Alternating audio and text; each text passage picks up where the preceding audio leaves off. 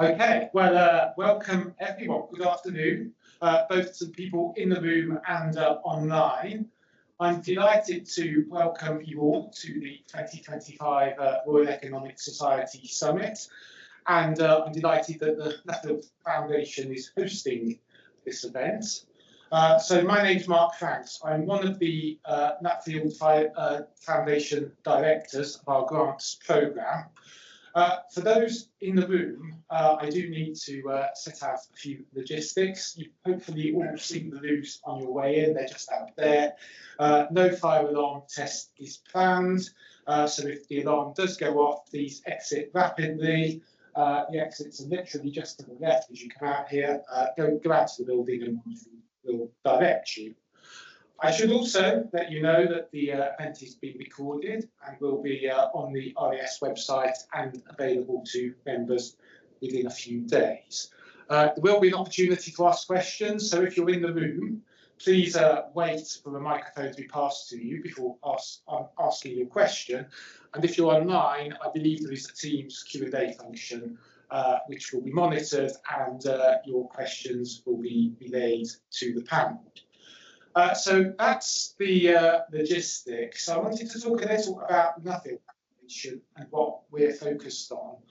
So we're focused, first of all, on the here and now. So we're interested in people's prosperity, their financial and wider security, and their potential to live a fulfilling life.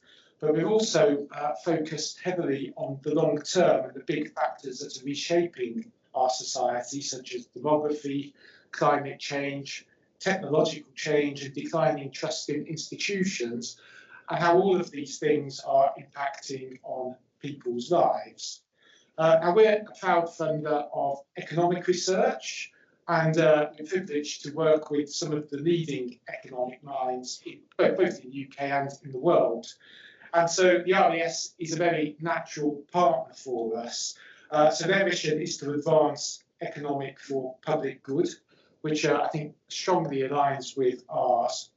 It's worth saying that in order to be president of the Royal Economic Society, you don't need to have held a major Nuffield Foundation grant, but it does seem to help. The previous president, Christopher Pissarides, was the principal investigator of the Pissarides Review into the Future of Work and Wellbeing. And the current RES president and today's host, Imran Rasool, is current president, and he also had a major grant with the Nuffield Foundation around transforming justice, which I'm sure you'll be hearing more about today. And Imran has also been centrally involved in the IFS Deaton Review of Inequalities, which is another of our major grants. And I'd like to thank Imran for planning today's event and for assembling such a great range of speakers. The topic of justice should be an important focus for economists. I mean, it's never far from the news. You just have to see the news today to see how wide the justice system interfaces with people's lives in all sorts of different ways. And it's vital for people's economic and social well-being. And one aspect of that often gets focused is the criminal justice system. And that's hugely important. And today's discussion is especially timely, given the announcement today about the change in jury trials. But administrative, civil and family justice are also essential components of the system too. And the Nuffield Foundation has, for a long time, been a strong supporter of research in those areas. And our Public Right to Justice programme is looking at how the justice system is meeting people's needs, including the most disadvantaged. And we also founded and are indeed host the Nuffield Family Justice Observatory, which aims to ensure that the family justice system is efficient, fair and equitable. So those topics are of huge importance to us. It's also great to have a session today on teaching of this topic, because teaching and bringing on the next generation of researchers speaks hugely to the Nuffield Foundation's heritage in terms of doing that and bringing the next generation of researchers through the pipeline. So we do wish to fund more rigorous research, both from economists, but also from economists working with other disciplines.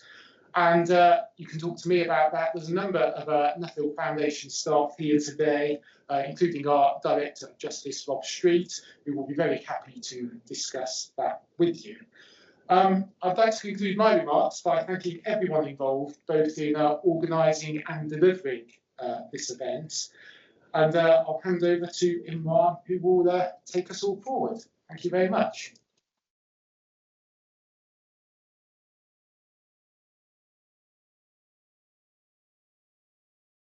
Let me add my welcome and thanks to everyone for joining this fourth RES Summit. This is an annual event brought to members by the RES Professional Development and Education Committee. I'm Imran Rasool, the current president of the RES. I selected the theme for this year's summit based on my current Nuffield funded project on transforming justice, the interplay between social change and policy reforms. This is a 4-year programme of work of research into all areas of the justice system. As Mark mentioned earlier on, we're going to see some work that's looking at the criminal justice system, but our remit in the project as a whole is to study all areas of the justice system, civil system, family court system, and the whole network of administrative justice. All of those parts we think of as being equally important for determining economic outcomes for individuals and individuals' long-term well-being. So one of the aims of the project is really to trigger that wider agenda of quantitative inquiry amongst economists and other social scientists into the economics of the justice system. Beyond the research we plan to do, we aim to bring the lessons of that work to policy and to help build capacity amongst social scientists and economists in general in the UK to help study this broad set of very important questions. And we want to do that now because of the rapidly advancing data possibilities in terms of access to administrative data on the justice system that's now advancing at a rapid rate for the UK.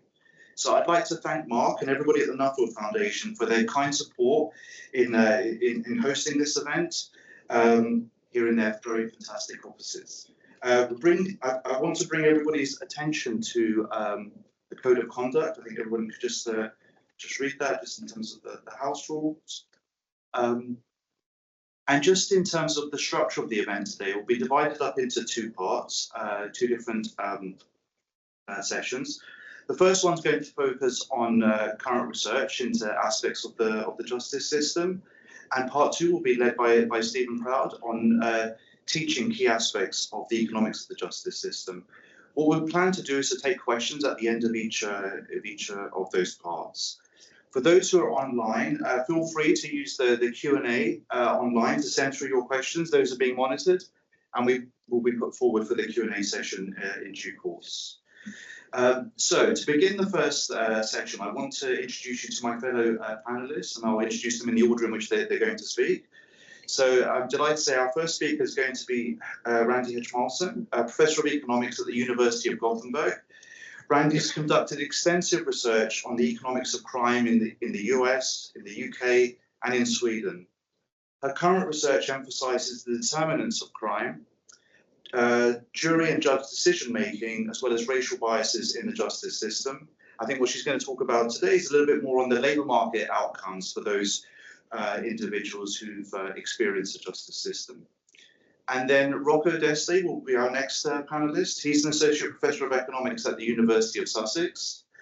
Rocco's research lies at the intersection of applied micro and public policy, focusing on criminal justice and institutional accountability.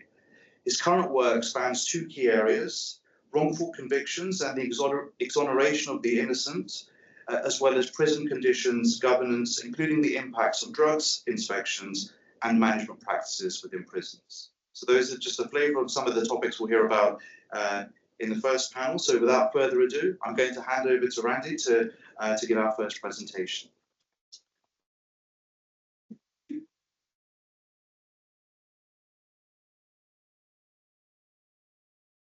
So I'm very happy to be here today and tell you about the labour market for workers with criminal records.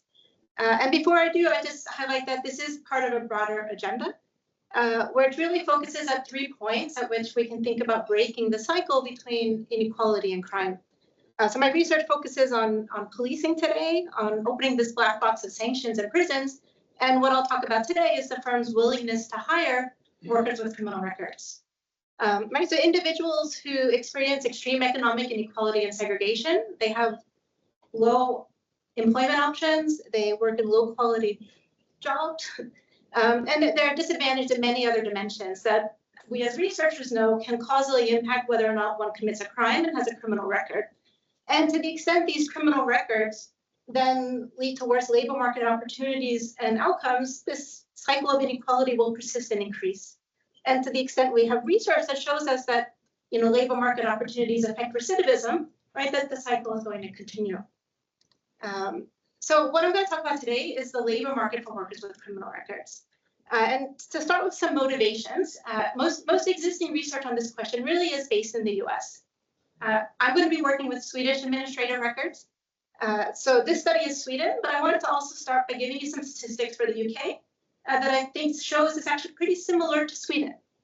Right, so many working age adults worldwide actually have a criminal record.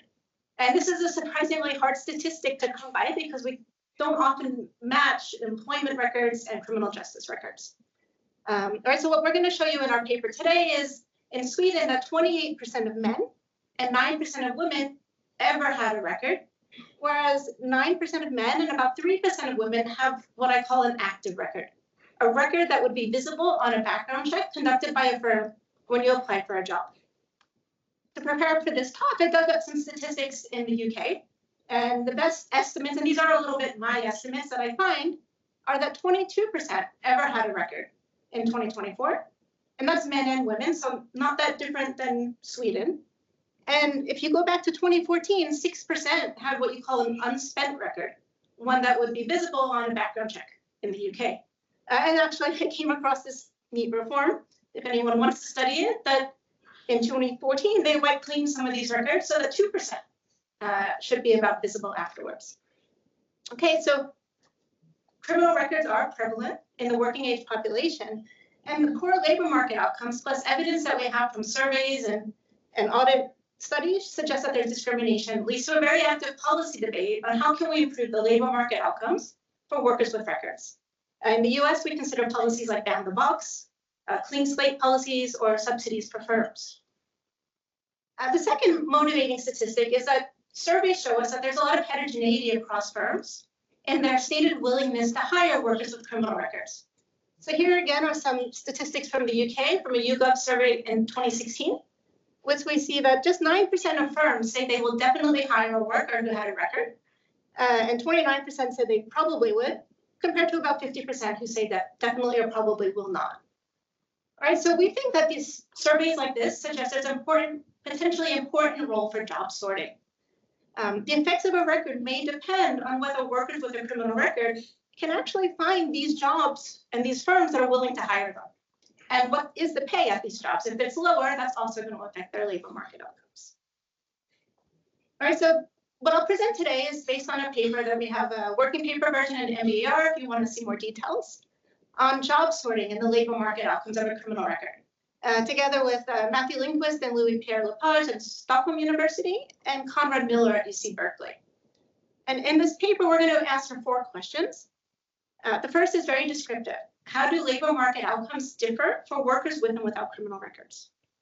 The second question says, well, are any of these differences causal? And we're going to focus on your first record, your first charge, which turns your record on. Right, so does acquiring a record causally reduce your employment outcomes and earnings? Third question is going back to this firm heterogeneity. Right, so how does worker sorting across employers and jobs mediate the effect of the record? And we will also see a lot of firm heterogeneity. So the last question asks, why is there firm heterogeneity?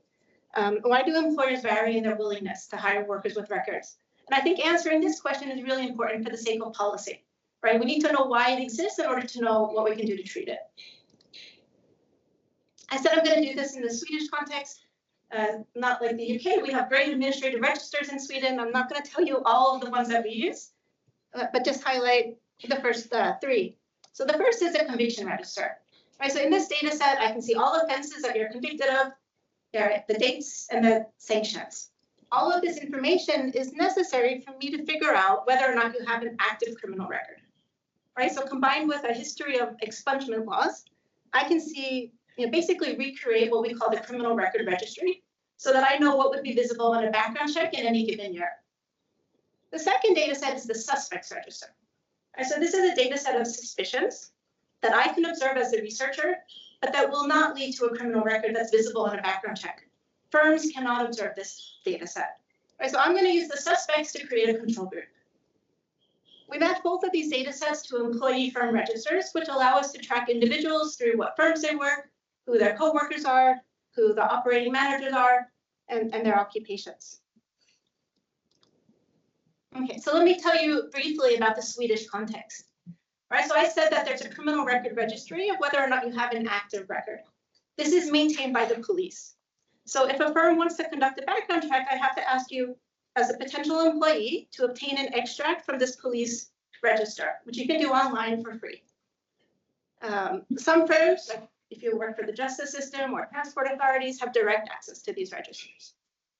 Only a suspicion that leads to a determination of guilt. So only a suspicion that leads to the conviction register will show up on your record. And it will only stay on your record for 3, 5, or 10 years, depending on your age when you were convicted, if you were less than 18 or not, and the sentence, right? So conviction for that leads to prison will give you 10 years of a record. Background checks in Sweden are fairly common today. About 10 years ago, 50% of large firms reported using background checks sometimes. And actually, in a population with just over 10 million people, about 1 million extracts were obtained from this register in each year. Okay, so let me start by answering the questions. All right, so the first question was, how do the labor market outcomes differ for workers with and without records? So if you look at the black bars here, this is the raw difference, right? So we see that workers with criminal records have 40% lower earnings each year than workers without records. They have 27% fewer months employed. They work at firms that have a 4% lower pay premium. And they work at firms where there are many other co-workers with criminal records, 123% more. Right, so there's segregation. The gray bars show what happens when we adjust for a large set of demographic characteristics, gender, age, citizenship, education. This explains some of the gap, but actually not very much, given what we can control for even military test scores in the Swedish context. Finally, the blue bars, I think, are the most interesting. Right? These control for industry. Right? And basically, it says that this segregation that we see is actually within industry and not across. That individuals with criminal records are segregated across firms within the same industry. It's not that all workers with criminal records are in construction and all those that are not are in education. And I think this is actually a novel finding that you can only do with the registers that we have access to. Okay, so is any of those differences causal? Right, so to get at this question, we're going to focus on a set of individuals who do not yet have a record. Right, so they have no conviction. And you can see at time 0 here that this is whether or not you have a record. No one has a record. And we're going to define 2 groups, a treatment group and a control group. The treatment group are a set of suspects who get their first charge, right? And this charge leads to a criminal record, whereas the control group is going to be matched on similar suspicion characteristics, but they are not charged, right? So the control group is in green, and they, some of them get a criminal record, but that's not for the current suspicion, that's for a new suspicion. Whereas by year 2 after the suspicion, the treatment group, 80% have a criminal record. Okay, so the key is that we as researchers can observe this control group, but the firm cannot. And we're going to trace out and compare the labor market dynamics and for these treatment and control groups, and basically estimate a matched treatment and control event study. Okay, so these are the basic results, right? So we see that acquiring a record decreases the months employed by 2% per year and annual earnings by 5% a year. We see larger effects for more serious offenses, for second offenses. And then you may ask, why? Right? Is it actually the effect of the record? And we will argue that it is. We say it's not displacement. It's not simply that you're losing your job, because we see the same effects even for those people who weren't employed at the time of suspicion. It's not simply incapacitation or scarring effects of prison. This is Sweden. Only 7% of these individuals actually go to prison, and they go for maybe 4 months on average. And I actually have another paper that shows more time in Swedish prisons improves labor market outcomes. So is it the effect of the record per se? And that's what we would argue it is. And what I'm showing you down here is a picture of a reform. Right, so during our sample period, in 2000, there was a reform that made minor offenses, say offenses that led to a fine, actually get a criminal record. Right, so before 2000, if say in 1997 you committed an offense and convicted and got a fine, you paid the fine, but you didn't get a criminal record. 3 years later, in 2000, that record retroactively turned on. And that's why you see the spike in records here.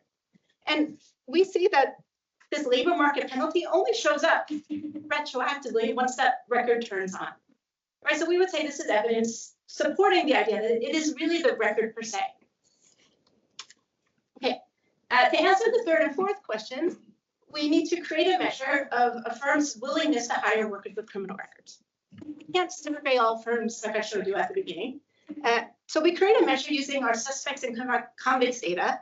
I'm not going to go into the detail of how we do that, but simply show you the distribution of our measure. Right, this basically shows you how willing firms are to hire workers with records, and that there's a lot of variation across firms in their willingness to do so. Firms that have a high propensity to hire workers with records, so over here, these firms are much smaller. They actually have a lower firm pay premium, and they tend to be privately owned. Okay, and we find that this firm heterogeneity is important. So those labor market effects that I showed you earlier, those loss in earnings, that loss in earnings is what you see here, is driven by a loss in earnings at those firms that have a low propensity to hire workers with criminal records. And we actually see an increase in earnings at firms that are willing to hire you. So there's a shift, right? So workers with criminal records shift from low propensity firms, unfriendly firms, to the more friendly firms, but also to unemployment, right? There doesn't appear to be enough friendly firms to offset the loss. Okay, and the final question is, there's a lot of firm heterogeneity. What explains this? So one of the more interesting findings I think we have is that this criminal record exposure of the managers at the firms helps explain it. Right, so we define criminal record exposure of managers as, does the manager themselves have a record? Does their past co-workers have a record? Do their family members have a record? Do they know people who have criminal records? Again, something we can measure in our great Swedish registers. And we see that firms that have exposed operators or managers are more likely to hire workers with records. It could just be that these firms are more likely to hire managers with records and workers with records. But when we do a more causal analysis that looks at the arrival of new managers who have different exposure than the previous managers, we actually see an increase in worker with criminal record hiring. And we see no effect on firm productivity. Okay, so to summarize, even in Sweden, which I would argue is similar, say, to the UK in terms of expungement rules, a criminal record still has an effect on labor market outcomes. We see there's an important role of firm heterogeneity. Workers with records sort from the low propensity to the high propensity firms, and manager exposure seems to matter. So what does this imply for policy? Right, so to improve the labor market outcomes for workers with criminal records, we want to think about policies that may increase the proportion of friendly firms, decrease the cost of firms of hiring workers with records, and increase firm exposure, right? This would be one way of increasing friendly firms. I think that's all I can squeeze into 15 minutes. We're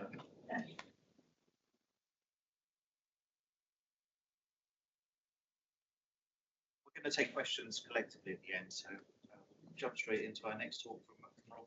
Yeah. So thanks a lot, Randy, for the beautiful presentation. Thanks a lot for having me. It's a real pleasure for me to be here. So today we're presenting preliminary work that is done alongside my two wonderful colleagues and friends, Rocco Macchiavello at the London School of Economics and Ottavia Pesenti, PhD students at the London School of Economics. Prisons are typically seen as a cornerstone of the criminal justice system. They can incapacitate individuals who have committed a crime. They may be able to deter individuals from committing crime in the future. And importantly, they are rehabilitative role. The importance of this role has been highlighted pretty neatly in the Mandela's rules that are part of the UN Human Rights Treaties framework. And essentially, they represent the universally acknowledged benchmark or blueprint for prison management in the 21st century. The Mandela rules essentially outline minimum prison conditions. So they're not aspiration ideals, but they are baseline standards that individuals in prison should be exposed to. So prisoners should be treated with dignity, respect, should not be dehumanized, and should have access to an environment that is both healthy and safe and is conducive to a path of rehabilitation and reintegration into society. That's important. So the prison conditions matter, and certainly matter from an ethical perspective, and they do matter for prisoners, the staff in prisons. However, we also want to make it clear that poor prison conditions matter for society as a whole. In fact, there is growing evidence showing that poor prison conditions can dehumanize individuals, leading to anger, resentment, violence, and crime behind bars, therefore undermining the process of reintegration and rehabilitation into society and increasing reoffending rates after release. And despite the importance of understanding the drivers and the determinants of prison conditions, in economics we have little systematic evidence of what happens behind bars. And this is mostly because we have a rare access or difficult access to data about what happens inside custodial institutions. Moreover, there is growing evidence coming from criminology and sociology indicating that aspects such as management broadly defined and organizational culture really matters in shaping prison outcomes and prison conditions. So we start our journey, so this is preliminary work, and to do that in trying to better understand the functioning of prisons and management in prison broadly defined, by assembling a uniquely rich prison data set that covers all prison in England and Wales for more than a decade, more than 15 years actually.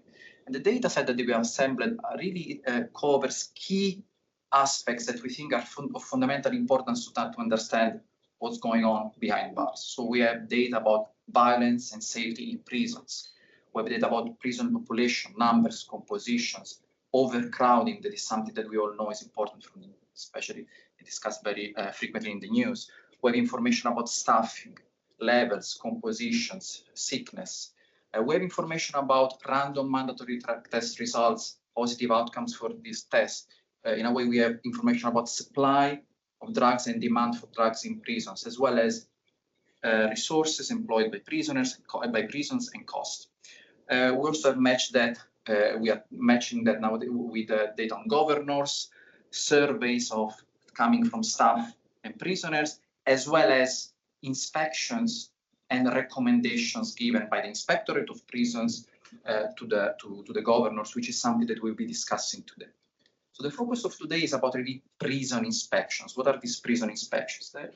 They are conducted by the Inspectorate of Prisons, which is an independent body that scrutinizes prison conditions and the treatment of prisoners. Okay? It is important to outline in this short talk that they issue formal reports and recommendations to prison governors, which is something that we will be exploiting. The aim of the Inspectorate of Prisons is really to help ensure that the detention of prisoners is humane, safe, respectful, and prepares people for release. So in other words, the aim of the Inspectorate of Prison is to make sure that what is dictated in Mandela rules is actually met in practice within UK or prisons in England and Wales. We are very much aware that the word inspection means something such as surveillance, coercion, control, but we show, or hopefully will be clear later in this talk, that we see inspection as a real recurring management intervention where the inspectorate can diagnose problems within prison. They can set goals and offer solutions via recommendations. And this can trigger organizational change, therefore providing us with a credible source of variation in management practices that we are starting to analyzing in this work. So today we will be focusing on the impact that prison inspections have on violence within prisons. So why violence? Why do we care about violence? First of all, as you might have seen from the news, the level of violence within prison is extremely high. So our data tells us that the level of homicides is almost 4 times higher than the UK average, and the level of suicides in prison and self-harm is more than 10 times higher than the UK average. So there is an underlying importance. But for us, what's really key is the fact that violence is a direct and measurable indicator of prison conditions. In particular, we can observe 3 types of violence. Violence of prisoners against staff, violence of prisoners against other prisoners, and self-harm.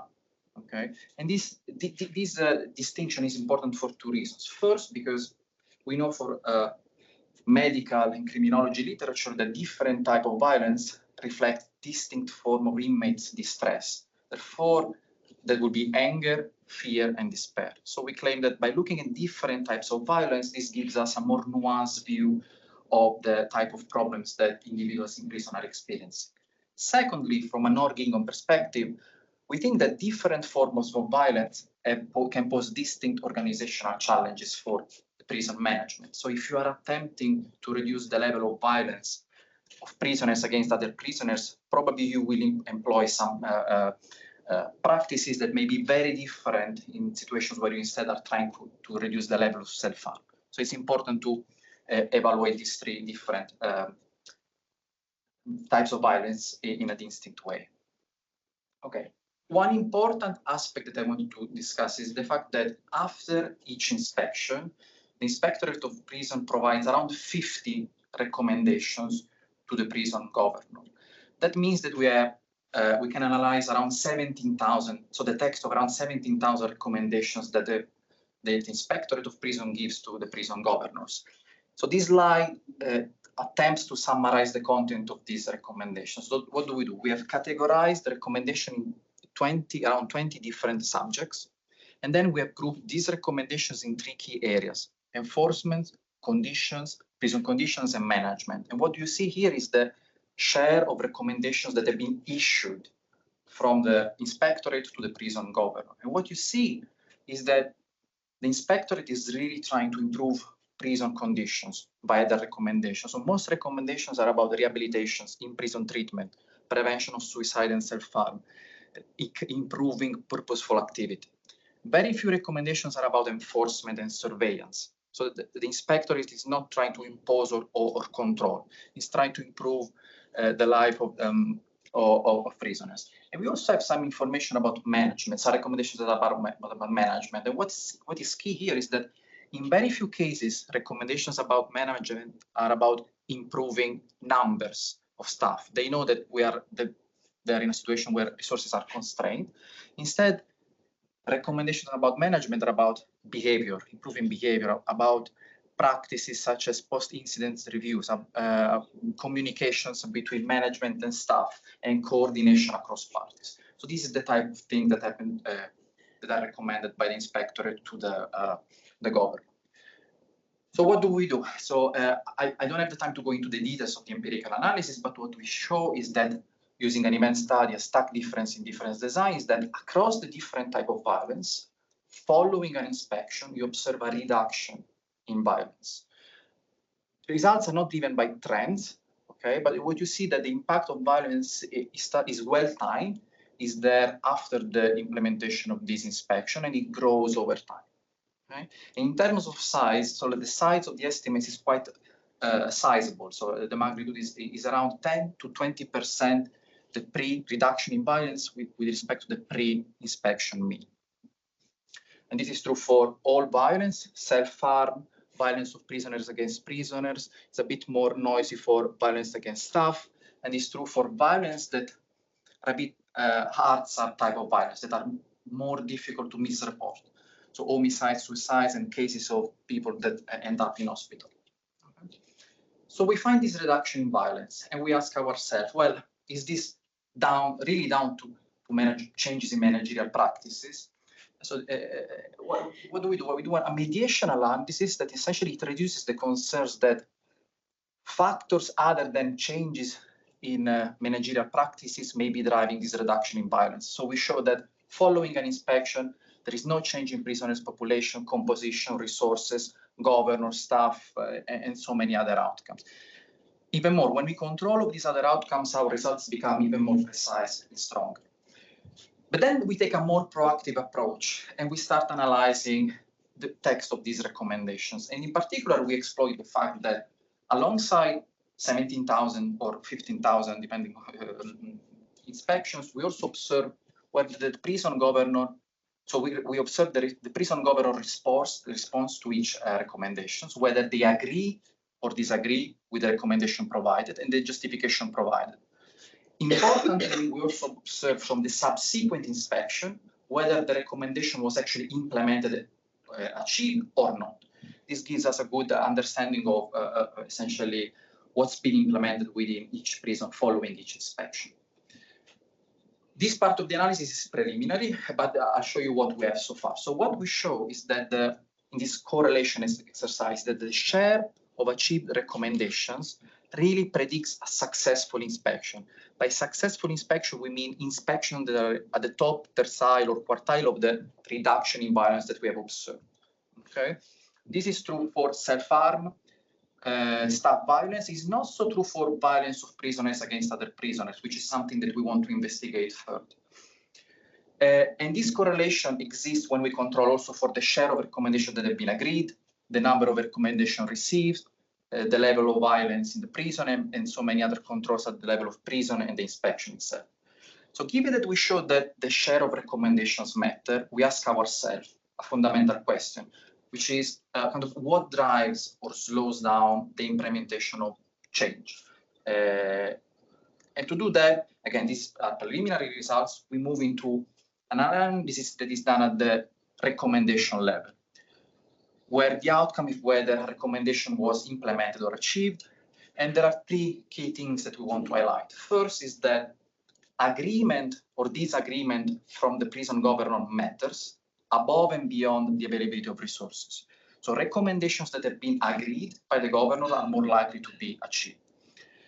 Then we move and we look at, it's the first look at the details of the recommendation. We compute a prevalence score, which is a score that essentially tells us how similar was the recommendation or how different was each recommendation to recommendations that were given in other prison in the same year, in the same area. And this negative coefficient suggests that recommendations that are adopted are not the generic one, are the ones that instead are more targeted to the context that is being scrutinized. And finally, we look at prison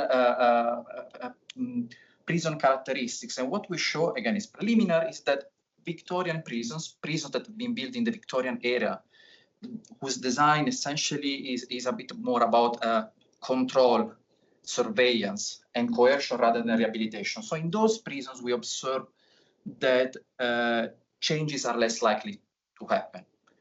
And this is something that we are very interested in. So to conclude, so this is preliminary work, but I'm confident in saying that from what we can see, we find, yes, we see that the Inspectorate of Prison is leading to significant change, which is something that certainly is important to highlight.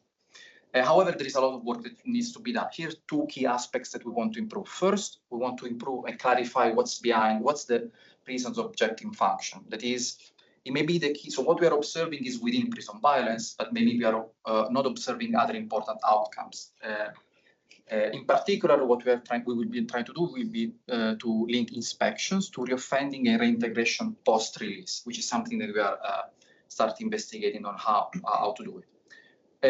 Secondly, but of fundamental importance is that we want to better understand incapacitation and try to answer to a key question of what really drives and slows down organizational practice.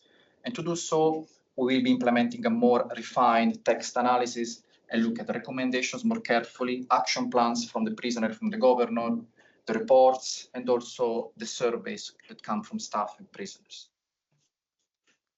Thank you so much.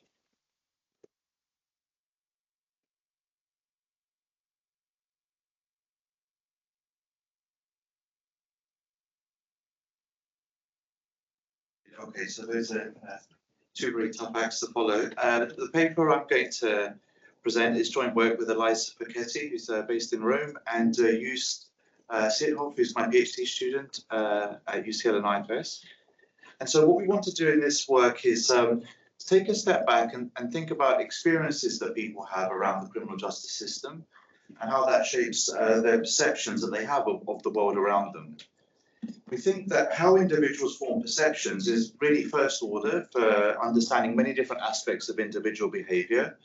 And we might think that your perceptions are shaped by a variety of different sources, not just your experiences, but what you get to observe, as well as other sources of information. I'm really going to put the emphasis here on a broad set of experiences that people have in their lives related to crime and how that then shapes their perceptions of different aspects of the world around them.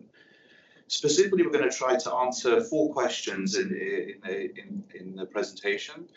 So how do a variety of crime-related experiences impact people's perceptions of the justice system as a whole, how they perceive their local neighborhood, and how they perceive their own life?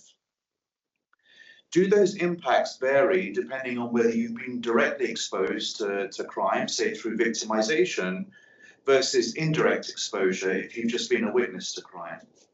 What are the implications of those results for how we calculate the social costs of crime and how we think about returns to potential interventions? And the last question I'll come to is, what can the justice system do to actually mitigate some of these impacts of how experiences translate into perceptions?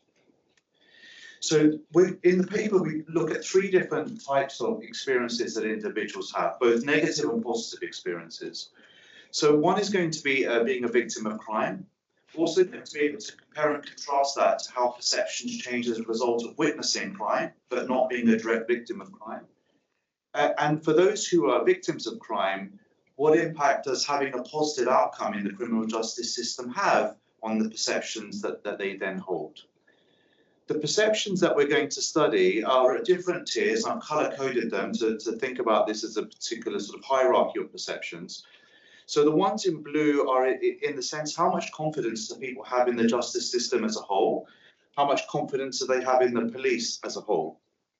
Second sort of intermediate tier of perceptions that we'll look at is in response to some of these experiences, how do people perceive problems in their local neighborhood?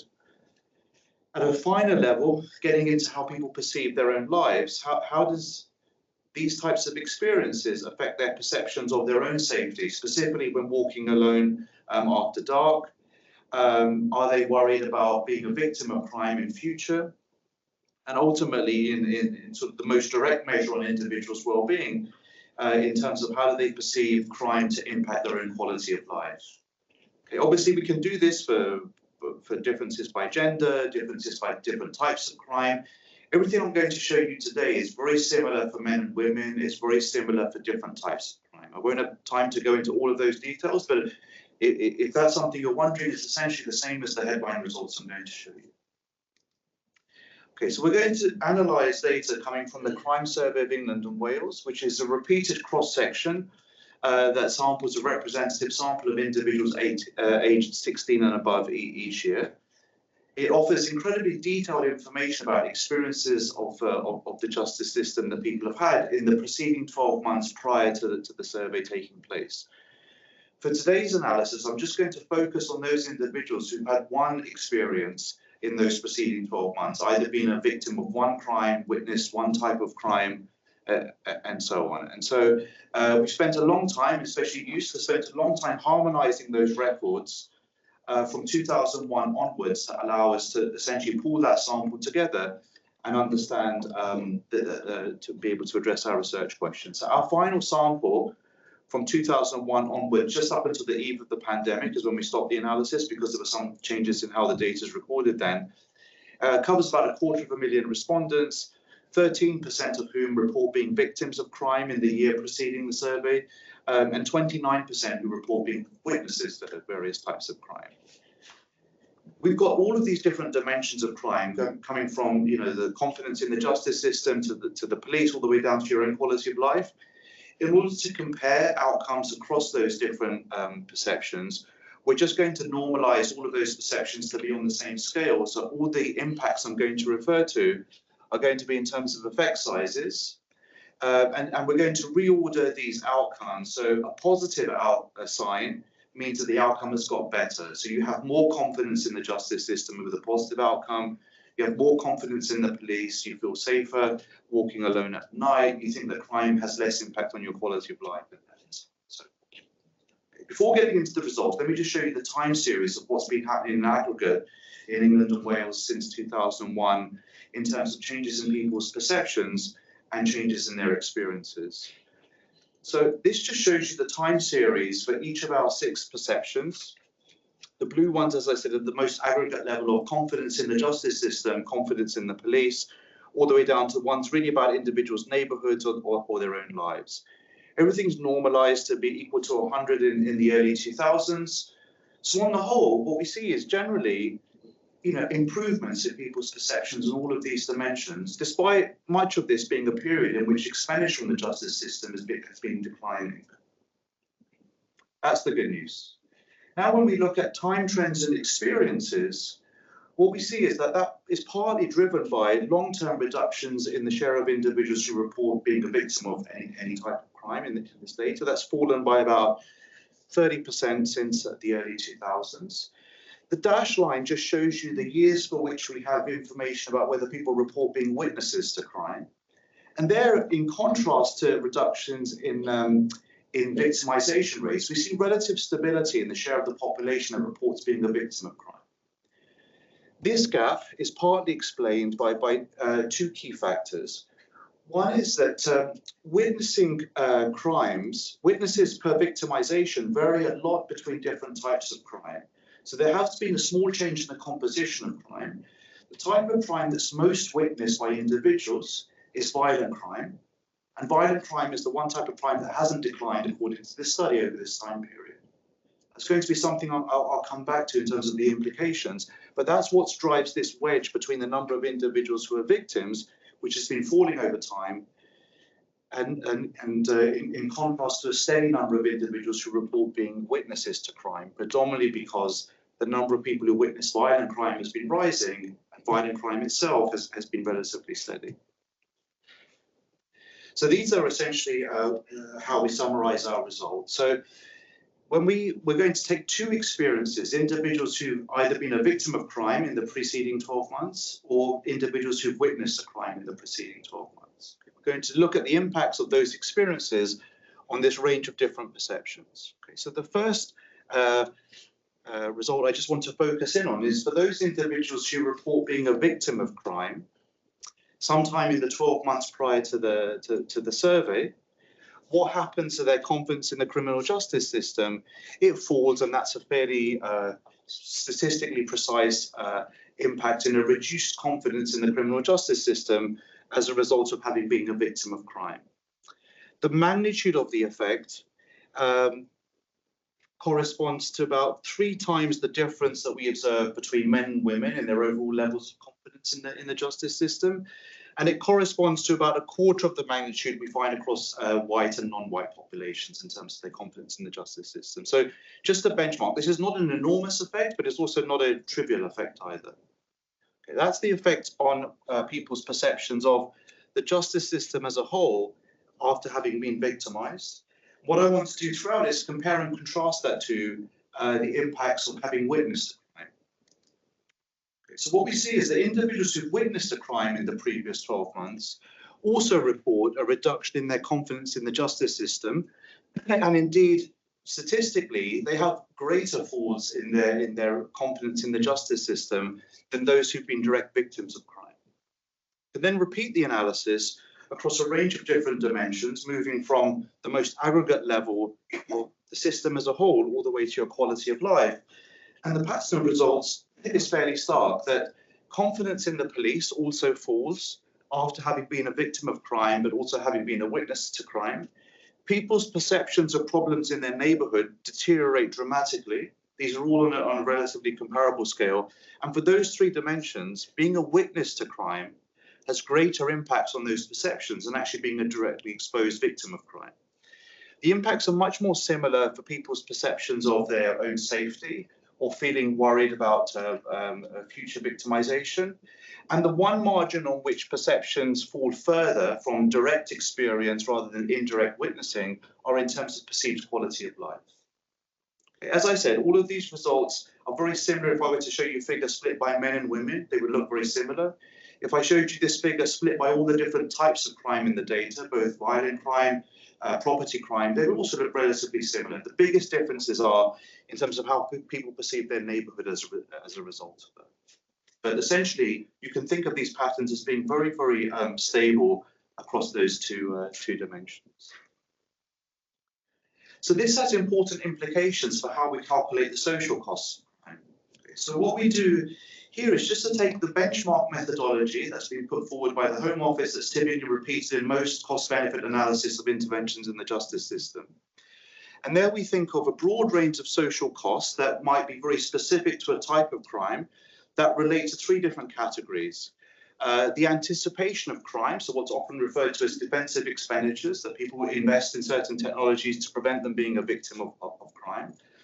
A second class of costs relate to the consequences of crime, either lost property or emotional and physical harm that individuals suffer.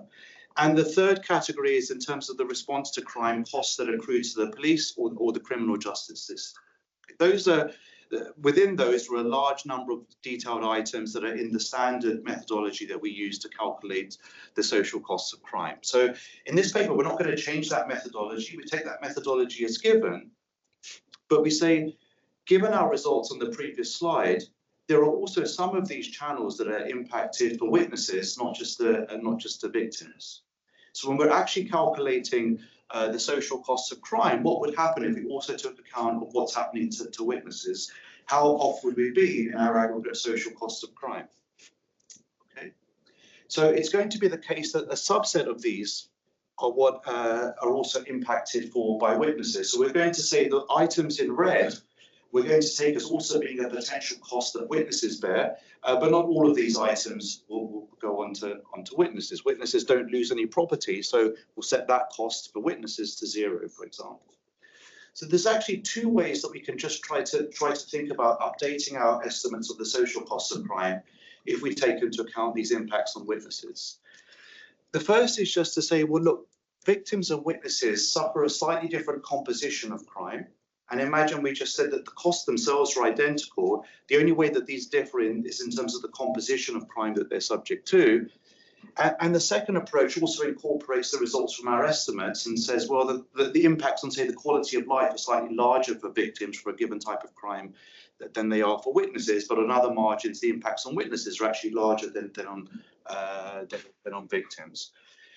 So what would happen to the social costs of crime that we calculate if we were to use either of these approaches and start to incorporate these results into people who have indirect exposure to crime?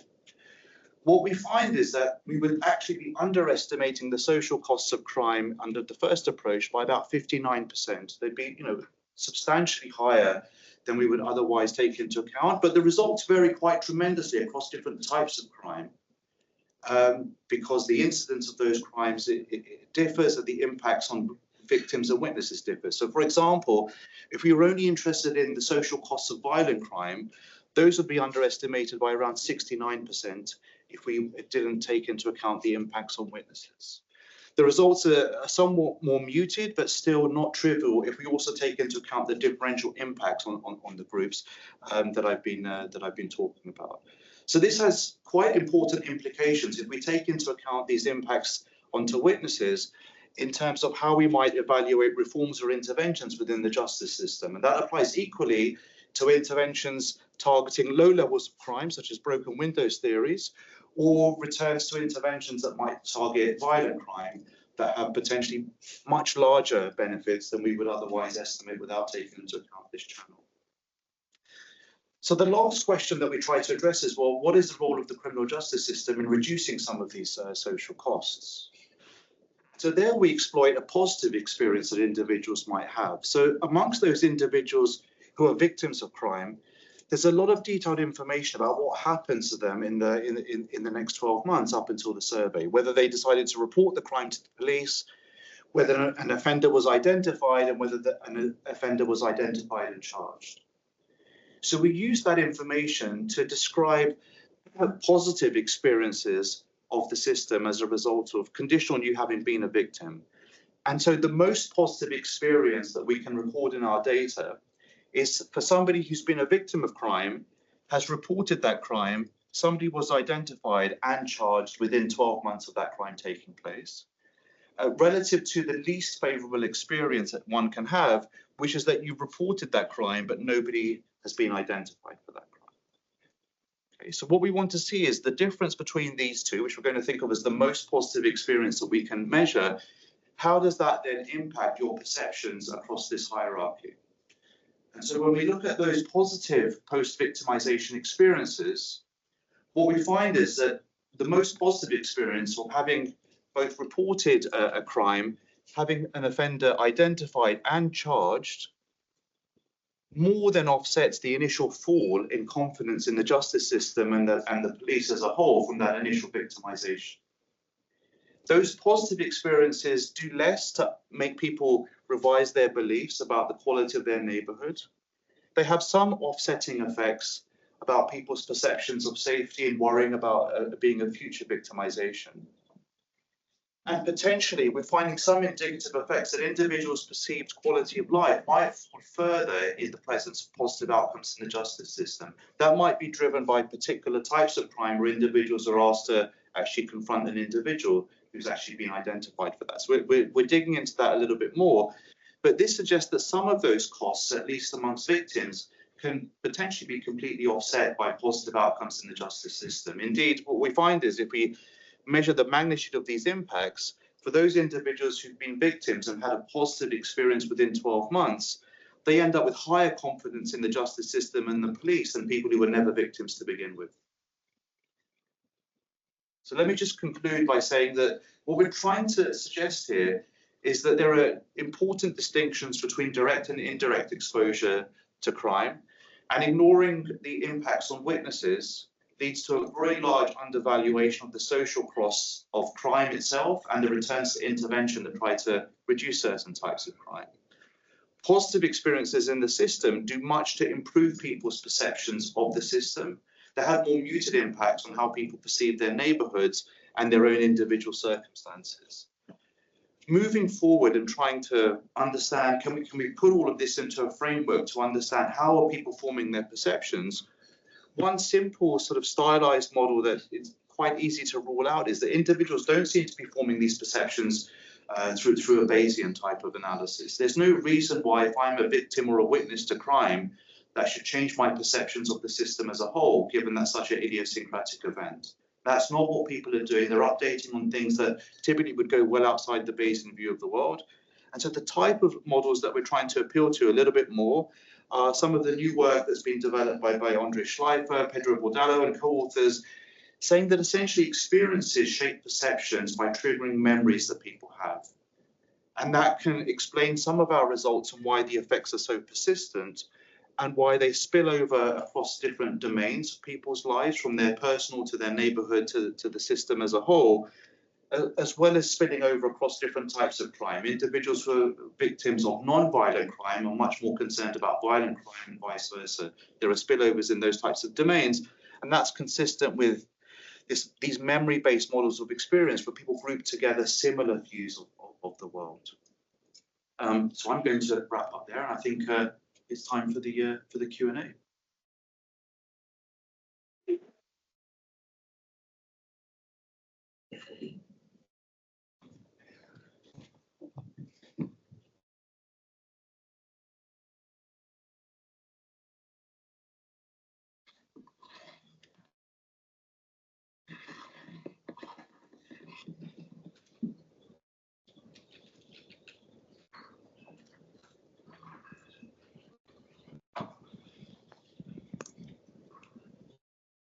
Richard Toll, University of Sussex. I have a question for Imran.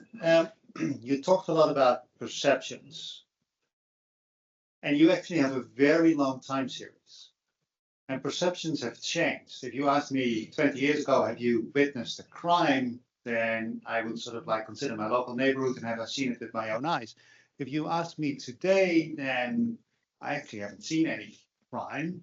with my own eyes, but I've seen a lot of videos of crime. And sort of the emergence of social media and the ubiquity of cameras are everywhere now, actually means that we observe a lot more, but also means that we define our neighborhood differently than we used to. Is this working? Yeah. I completely agree, Richard. So that goes back to the very first slide that I had about where do perceptions come from. It's the combination of experiences and information. And what's nice is that sources of information have changed a lot. That's all reported in incredible detail in the survey. And so some of the predictions of both classic and sort of memory-based models would say that the information you're subject to can both drive your propensity to be a witness and translate witnessing and victimization experience into the perceptions that you have. So you exactly want to try to structure the problem a little bit more to understand how do sources of information then translate and mediate some of the effects that you have.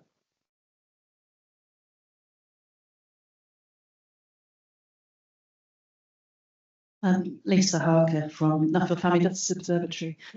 Imran, I wondered whether it was possible through linking data to hear the rest of the story for the victim or the witness in terms of whether the case went to court and whether justice was done, because obviously your data only goes up as far as charging. And I also wondered whether you could say something about the experiences and perceptions of individuals who are not witnesses or victims, generally. So on that second point, all the results I've shown you are relative to non-victims.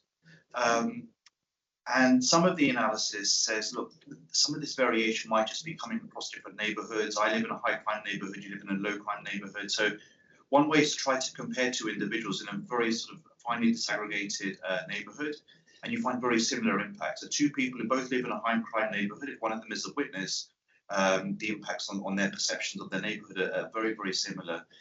In terms of linking this to later stages, that's not going to be possible with this data. We would love to do that. And so everything here is predicated on the fact that all of these events have to happen in the 12 months since the event took place.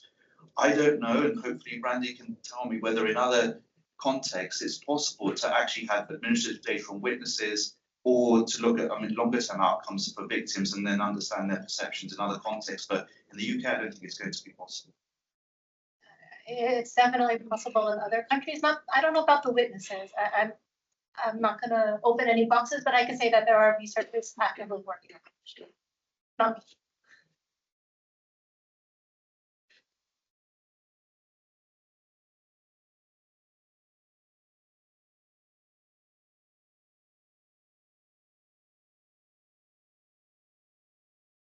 There's a question for Randy. Thank you for your presentation. It's excellent.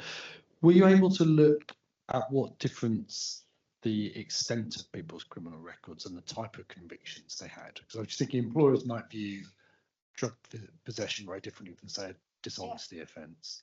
Yeah, so we're looking at the first conviction. So everyone's record turns on, but it can turn on for different types of offences. So we see that all offences types have an effect. That's pretty large, and they're pretty equal to each other. But there are larger effects for what we classify as major offenses. And actually the largest effects are from narcotics offenses. Which maybe is a little contrary to what people expect. I think one potential explanation we have for that is I also have some data on job ads in Sweden and look at whether or not the job ad says they're going to conduct a background check. And those job ads that say they're going to conduct a background check are also 20 times more likely to say they're going to do drug and alcohol testing. So it could be that there's another barrier in the labor market.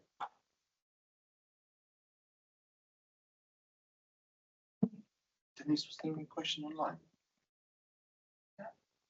So we've got one question online, but I think we're just waiting for a second one. So I'll take the first one, and it's for Randy. I'm just putting it back on because I was looking at two pieces there. Randy, Tavo Parker says you identify the criminal record visibility as a key driver of labour market penalties, and that's different to the time in prison. Would you anticipate similar results in the UK to that you found in Sweden? Yes, I probably would. To the extent that there are a lot of other similarities that I can say between the Swedish and the UK system in terms of how visible criminal records are and how background checks are done.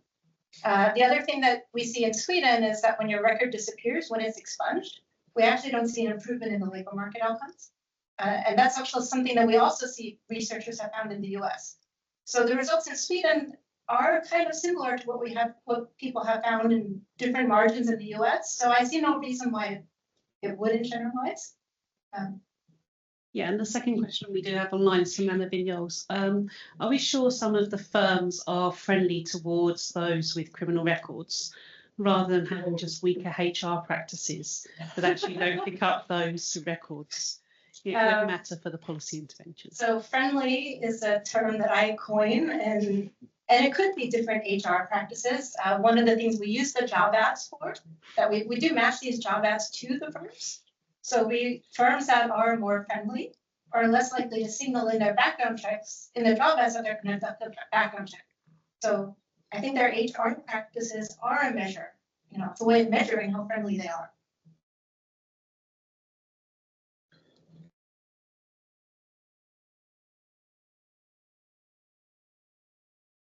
Thank you so much. So the question is for Imran. I'm thinking about the welfare implications here of these results. And sort of one behavioral model that I think is also consistent is just one of reference dependence. So if the people who are victims of crimes are just kind of, they have certain characteristics that imply that they're just more likely to be around crime and to see crime, to them, their perception is just not going to change as much as someone who might be getting out of the tube and suddenly, someone, committed a crime in front of me. And of course, if that's sort of one of the explanations, then where we allocate the effort is very unclear all of a sudden. Whether we sort of focus on the victimization or the actual perception or the perceived crime. So have you thought about that question? A little bit. We're starting to get into that and seeing how the results vary depending on baseline levels of crime across different neighborhoods. So you might say that's where people's prior comes in and what they're expecting to happen, what they're expecting to witness. We don't have those results as yet, but it'll be pretty interesting to see, how the results vary in high versus low crime neighborhoods, where you can imagine it's a bigger shock in some contexts. Does that lead to bigger changes in perception? But the thing that's really remarkable is that results are very stable when you just compare two individuals from the same type of neighborhood without thinking about what's the level of crime in that neighborhood. And the stability by gender and the stability by different types of crime also suggests that essentially any kind of negative consequence, any kind of negative event seems to have a very striking impact on these perceptions. We don't find much evidence of even potential heterogeneity there. The one exception is when you have a positive outcome in the criminal justice system and you're a woman and the crime was violent crime against you and you knew the individual, but then you're getting into very, very small samples. But there are some warning flags there that, victim support is incredibly important in terms of potentially offsetting some of the trauma that individuals might face with regards to what we refer to as a positive outcome. There is also something to be looked into there.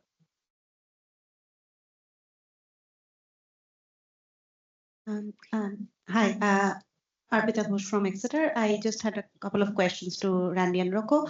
One question I had was, is it possible to know about the reoffending rates of these individuals in the labor market who are consistently having bad outcomes? Would you be able to do that? Because you said that the records get expunged after 3, 5, etc. years. I'm just curious if that's possible in the data. And for Rocco, I had a question around the recommendations that you clubbed under management conditions, etc. I was wondering if the management part of it does feed back into the conditions as well, even though they're not directly related. Have you thought around that bit as well? Thank you. Yeah, so we can do everything in the data. Okay. So I think one of the identifying assumptions really is that having your record turn on doesn't change your future recidivism path. And something I didn't show you can see that, these are people, the two groups after their first suspicion, their suspicion path is almost identical. So, we're not studying recidivism, but the research design, these individuals have the same future suspicion path. Thanks for the question. So the nature of the data is complex, and certainly there is some cross representation in the data, something that we need to analyze. And certainly there are conditions that are very easy to categorize, that are really related to how management should behave and how the communication should be between managers and staffers. Others certainly are more related to and can feed into prison conditions. But as I mentioned in the presentation, I think we need to sit down and really use more complex algorithms also to categorize different type of recommendation in a way that is not that is a bit more sophisticated. This was an initial attempt, but certainly this is something that we'll be paying more attention to into the future. Thanks.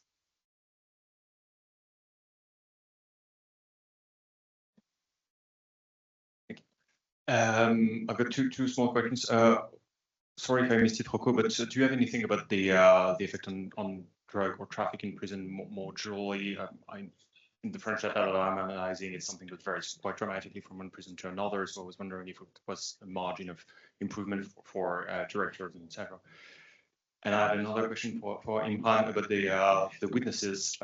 Do you know if they ever heard about the verdict or the outcome of the crime they eventually witnessed, and if that could be the explanation for why they react more, because they only witness something and they know nothing about the outcome, or eventually they do if you have information about that.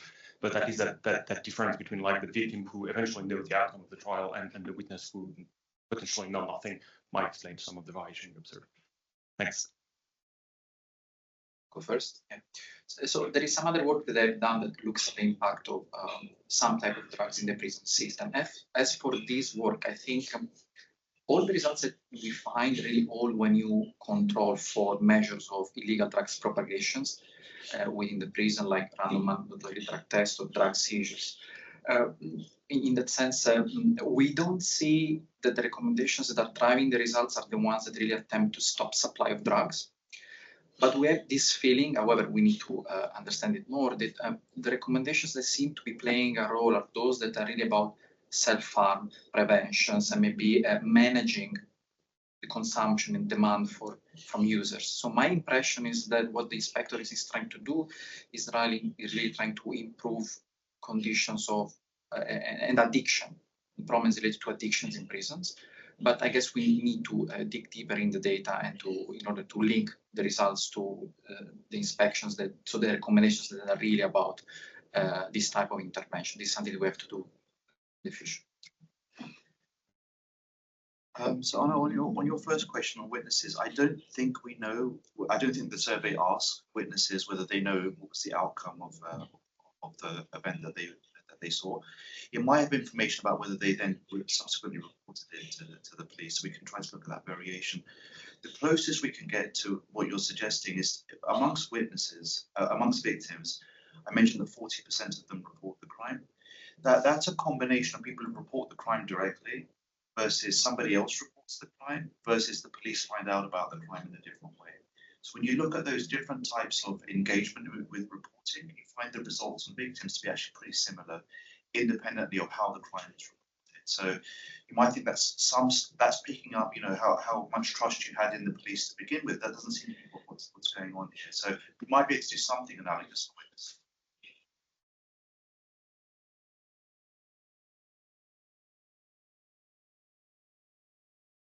Thank you. Emily Oliver from ADR UK. Excellent presentations from all three, really interesting, thank you. I was wondering if there's any connection between Randy's work and Imran's work, in the sense that, Randy, you talked about firms that are prepared to hire people and their willingness and their sort of characterization of those managers, and how, I'm wondering if those managers had a positive experience based on what Imran talked about, and whether actually you had any information about the colleagues in these firms, and whether there was any sort of positive rub-off, I suppose, on them from the positive experience. I don't think I can answer the question yet, but I have started a project with one of my PhD students that is, in Sweden right now, we have a lot of gang crime and shootings and explosions. And there's surveys of firms that show that they generally do fear crime. So I am trying to study the effect of these local exposure to crime and whether or not the firms, again, back to my job ads, whether or not the firms change their behavior in signaling background checks. So does this create extra barriers in the labor market due to their increased salience of neighborhood crime? So I think it's related, but it's, we have sort of firm surveys, but not like the crime survey in England and Wales. So just to say, I think this takes us all the way back to Richard's original question, that people's views of the world are shaped both by the information they have and the experiences that they have. And understanding how the two interact, I think is really important. And so I think in our work, we're showing the experiences really shift people's views on average, but those might be magnified or mitigated depending on the information, the prize that they have. So really understanding that interplay between those two sources of how people form their views is really important going forward. Right, great. So that brings us to the end of the first session. So Georgina, you're going to have to remind me if we take a break here or whether we go straight into a quick changeover. All right.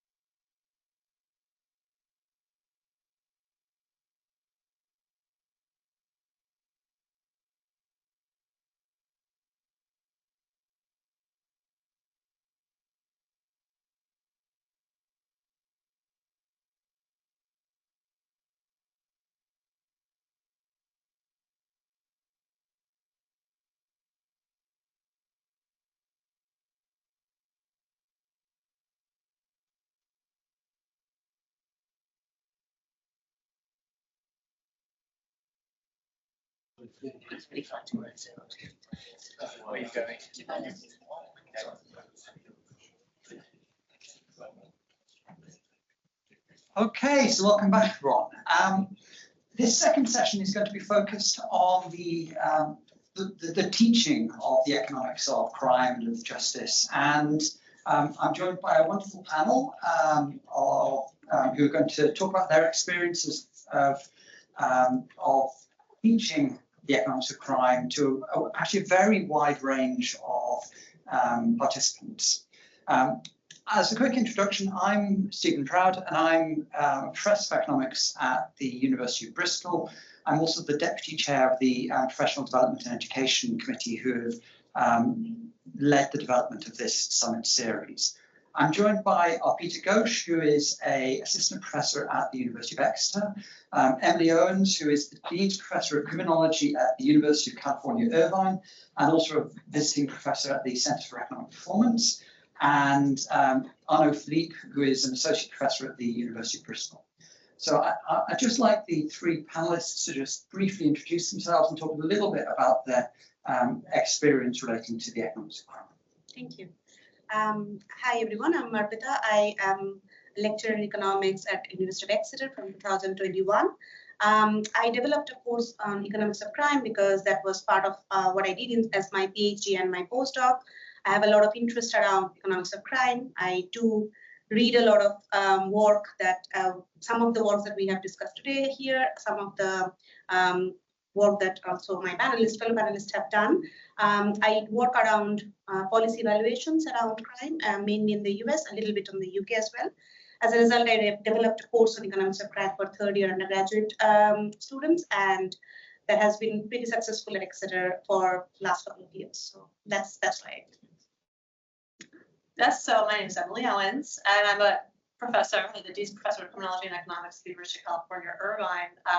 Randy was actually on the chair of my committee when I got my PhD in economics in 2007. So my professional career has been outside of economics departments primarily. So I first started in a public policy department, and then I moved into a criminology department, where I then would have a joint appointment with the econ department.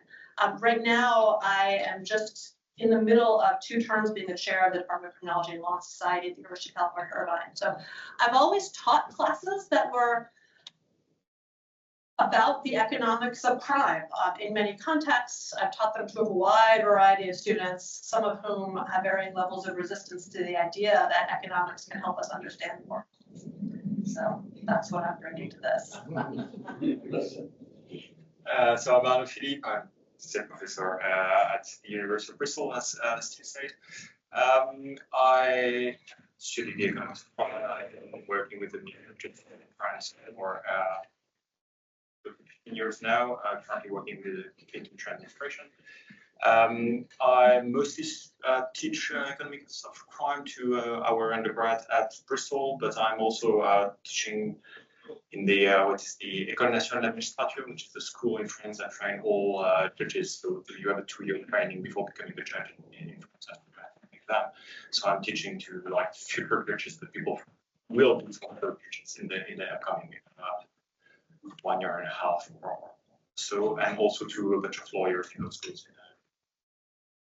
Okay, so the approach that we're going to take to this panel is I've got a range of questions that I'm going to ask, and please do keep posting questions in the Q&A if you're online, but we're going to take questions right at the end, and we'll draw questions on these topics. And there may be questions that we haven't even thought about, which you'd like to ask as well. So the first question I'd just like to ask to the panel is, what approach do you take when teaching the economics of crime, and what are the key elements that you think that you need to include? And we'll start with Emily. Yeah, thank you. So when I'm designing a class or teaching it for the first time, I always try to really keep in mind what I want the students to take away from the experience that I have with them over the next series of weeks. And we are all there in the room to try to figure out how to think about why people engage in crime, or as a lot of our research talks were about, sort of how the criminal justice system responds to the incidents of crime. Right? And what I find really compelling, what sort of brings me to this particular topic, is how economic theory itself, provides, I think, a really nice framework to think carefully through those particular questions when you're faced with a series of policy changes, like as was brought up, right? The idea that in London, maybe we won't guarantee jury trials anymore.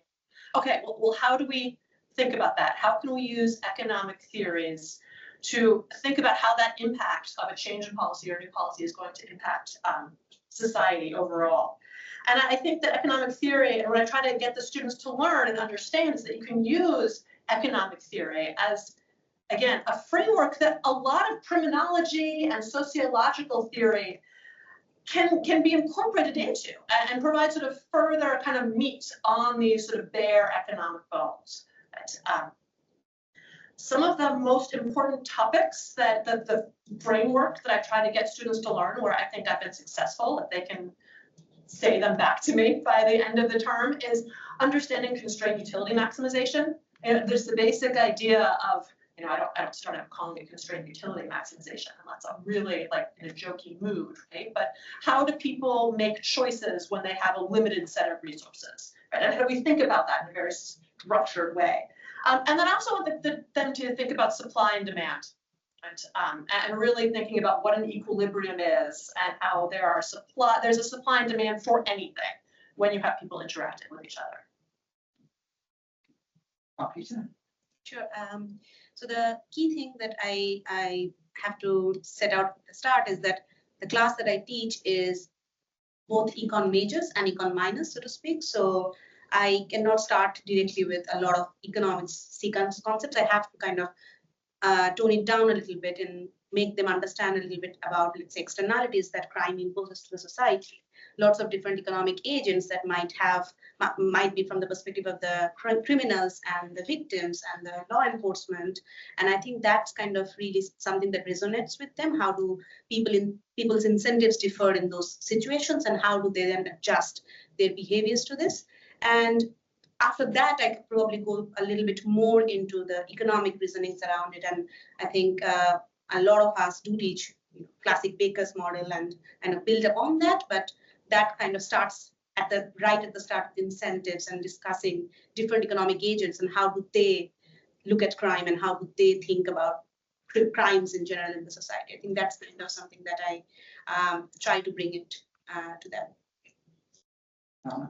Well, it depends a little bit on the audience, but I think part of the thing I try to do with, at least with our econ students at the University of Bristol, is to think about the unit in the economics of crime as one applied unit, usually for students who did like a lot of math and a lot of formal model in the first 2 years, and to try like to show them like in practice how economists might think about things when they have that at hand and when they try to answer like questions in practice using data. So on that regard, it's like using like all the econometrics and try to work on causality, etc., but applied to the topics of crime. This being said, I usually start with like Becker and Moll because of the reason that you mentioned, and also because I think it's a great starting point, especially for economic students, because basically like it set the stage for the rest of the course, because you're gonna have like sometimes like unpacking like all the things that Becker said and try to see like if we can measure how efficient the different policies that are proposed by Becker or that could be derived from the Moll works or not, and then finally move to like the elements that are not directly in the Moll originally. So I think it's a great starting point because it basically gives a roadmap for the rest of the unit. Okay, so I mean, it strikes me that all of you are teaching areas of economics which are applicable to economists actually anywhere on their economic journey. We've had things like understanding the rational criminal through Becker. We've got things like externalities. Is there anything that from your teaching that you think would actually stand out really well in, for instance, introductory economics unit or an intermediate economics unit, so that you can bring the economics to life for students? So in the same order, Emily. Something that I think is always difficult to wrap your mind around, but can really, I think, make a powerful impression on people is, as I mentioned, explaining what the demand for victimization is. Right? Like, well, what does that even mean? Who demands to be victimized? And sort of walking through, like, well, okay, let's say that you do not want to be a victim of crime. Well, what can you do? You can stay inside your house. You can drive in an armored car, right? There's all these investments that you could make, but you've chosen not to because you accept implicitly some level of victimization against you. And really thinking about how, yeah, there is this kind of thing where if I'm thinking about, I give an example of like, do I lock my office when I leave the room? Like, well, I don't know, is there data in there that I've agreed to keep secure and I'll go to federal prison if I don't? Yes, I will absolutely lock my office when I move to the bathroom. But if not, I won't. I might accept that someone could come into my office and, I don't know, steal my pen if I'm visiting somewhere. That's the only thing. So I accept a higher level of this low cost victimization to me. And I think that just gets, once you can kind of figure that out, it's a big step towards thinking about how we are surrounded by exchanges and markets, right? And there's always a demand and there's always a supply for things besides like coffee and donuts. Thank you, Steve. I think that I agree with Emily in the sense of I do talk about indirect demand for crime as well. But I also think that at least the students that I teach, they really resonate with the discussions around externalities a lot. They understand when I talk about negative externalities, crime happens, how does that negatively affect me? How does that, much like what Imran was talking about in his research around perceptions, how do I feel more afraid if I see somebody getting mugged or not? And that I think really is something that even non-economists understand without talking about the word externality. They really kind of get into it. And I think that really is something that we can build upon from the intro courses that you were mentioning, because that's something that they do cover in first year and second, at least at Exeter that they do, and then they can kind of build upon that quite a lot, I would say. I agree with that. To take a slightly different perspective, I think that's an issue that's great for causal inference discussion in first few years, because in my experience, most students have relatively strong opinion when it comes to crime. They have in mind different mechanisms that might explain the cause for crime. They have opinions on the best crime control policies, and that's something that is very easy to discuss before starting any exposition of research results or the way economists think about it. It's very interesting because first they usually have a perception of the data, even if they are frequently quite wrong. But that's something you can really send them and you have a lot of policy report and try to discuss okay, what are your perspective when it comes to the number of crime committed in England, the average sentences, etc. And here are a bunch of documents that you can go through to see if your perception was accurate. And second, what do you think affect those numbers, and how do you think we can measure those types of mechanisms, which is great for probably I don't know, maybe some students have very strong opinion about the optimal fiscal policy. But when it comes to crime, because of films and books and etc., people usually have a perception of that and an opinion of that. Okay, brilliant. Now, one thing that is very clear from the three of you is that you've got you aren't just experienced of teaching undergraduate economists, some of you have been teaching non-business students. Arno has been teaching judges. What considerations might you have when you're teaching core concepts to non-economists? We'll start with Arno. Well, yeah, I think it's quite different. To be honest, when you're outside the economy, you probably need to spend some time explaining why economists really crime, because it's even if it sounds natural to us, it is not to a general audience in most cases. You see a bunch of lawyers who think that this is for lawyers and economists have nothing to do with it.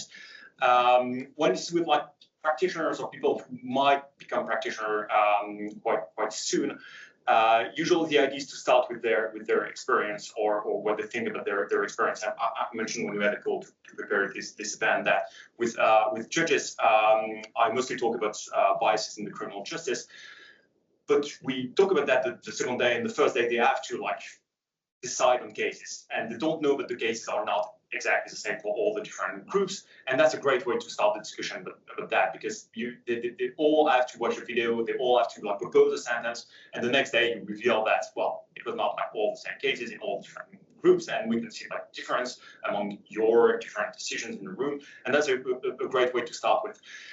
On the contrary, starting with Becker is probably like the insurance of a failure, because, well, outside economics, people do not really like Becker, so it's probably something that they put in the end, even if I usually talk about that, but that's definitely not the starting point with non-economics. Okay, and moving on to Emily. Yeah, I mean, just to echo that, you know, it's very different from how I find, like, when I'm learning something new, you know, what is very comfortable to me is writing down an equation and looking at like a formula, and that's very clarifying to me, and appreciating that even to most undergraduates who are econ majors, math is not something that is approachable. And the sort of interest in learning about formulas or taking a derivative is very low, I would say. And, you know, for some students, you know, when I'm teaching, half of my classes will be econ majors, or like, I expect you to be able to take this derivative. And like, that is, I know you understand this if you can perform this math problem and solve this equation, or series of equations. For my students who are criminology majors, that's forcing them to work in the sort of mathematical world that I enjoy thinking about, that makes sense to me, is kind of counterproductive, right? And so I think about this a lot when I'm assessing my students, and trying to make sure that I use actually a lot more essays and sort of structured short response when I'm grading my students, where, you know, I tell them, you know, you can write down a formula if you want to. I do always tell them, you know, I'm on the final, I'm going to ask you what the Becker model of crime is. So here it is, and get ready. By the end of the term, I'm going to ask you. But if they want to explain in words, right, or use a picture, but just kind of say and describe their thought process and their sort of logical step by step, you know, this thing changes, here's marginal cost and marginal benefit. I think that just helps me figure out who's getting it and who's not getting it in a clearer way than I would when I taught public finance. You know, it's like, here's a problem set, solve this equation. I think I have found, at least from my teaching experiences, students really want to understand a very basic definition of why do we have even criminal law around us.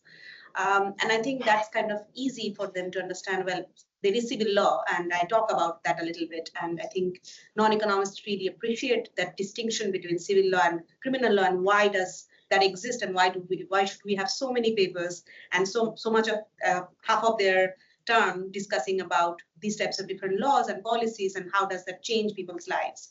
And I think that that's something that I have found the econ minors students being very much into, and discussing that what should be happening and what is it that criminal justice system is trying to change. These things they really get into. And I do have some econ majors as well, and I think they're giving them enough to, maybe there is I have an optional R coding class on crime data, and they really like that because they can see how the data works. But because it's optional, non-economists don't really come to that, but they are more into that policy implications of it. And I think they enjoy discussing those things a lot more in the tutorials and in the lectures, rather than probably econ majors who would be all about estimating something. Let's try to work with the data.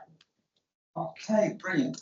Now, as a kind of follow-up, I mean, it's very clear that as economists, we often need to think about how we communicate ideas, and thinking about how we teach these economic ideas to non-economists, I think is a really nice lens to think through. But is there anything that you've learned from teaching to non-economists that helps you when communicating to other stakeholders, whether it's to politicians, governments, journalists, or other people who might be interested in the area? Arno, are you?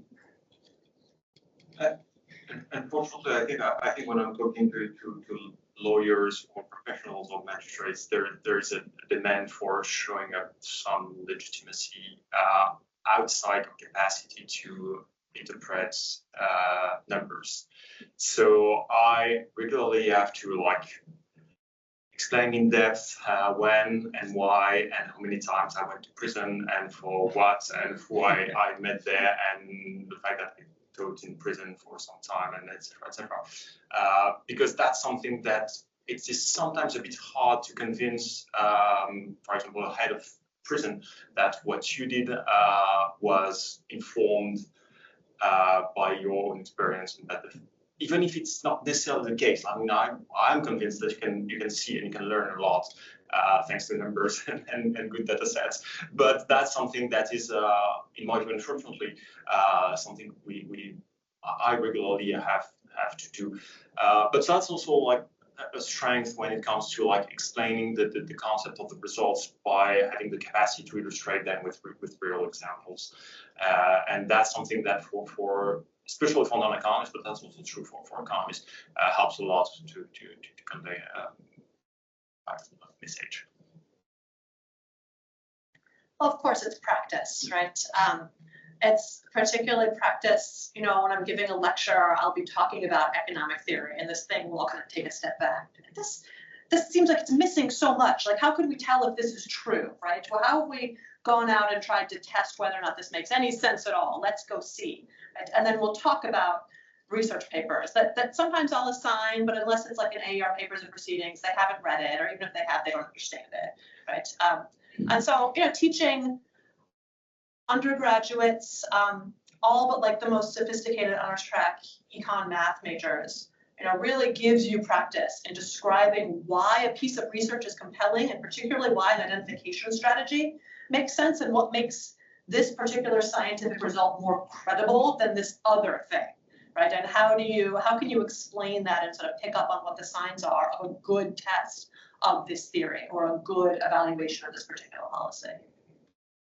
I think I would agree. I have a lot of economics and politics students or liberal arts students who tend to be in my class because they find it interesting, and talking with them does help quite a lot in expressing research to other stakeholders. For example, I have this paper on non-fatal strangulation laws and how that affects intimate partner homicides, and we wrote down this policy proposal for the Scottish government, and it really helped me to see, the identification strategy or the model or whatever it is that we're doing, it's less important, and more important is how that result can be helpful to the government. And I think that has been quite a learning experience, and I think teaching people who don't care about those estimation strategies has been really helpful in that for me.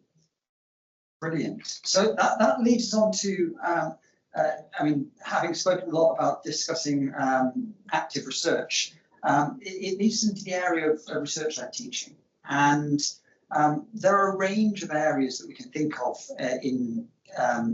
or range of elements that make up research-led teaching, whether that's been taught by a researcher, whether that's been getting students to read research, whether it's getting students to evaluate that research that they're looking at, whether you're actually engaging students as researchers to carry out that research, or learning through discussion of active research topics. So could you talk a little bit about how you, within your teaching, engage students as in a research-led environment? And we'll start with Arpita. Yeah, sure. So I think part of it is also through assessments, because as we know very well, students, all they care about is their grades at the end of the day. I mean, they do come to the class because they find the topic interesting, but at the end of the day, it's well, how can I score better in this particular module?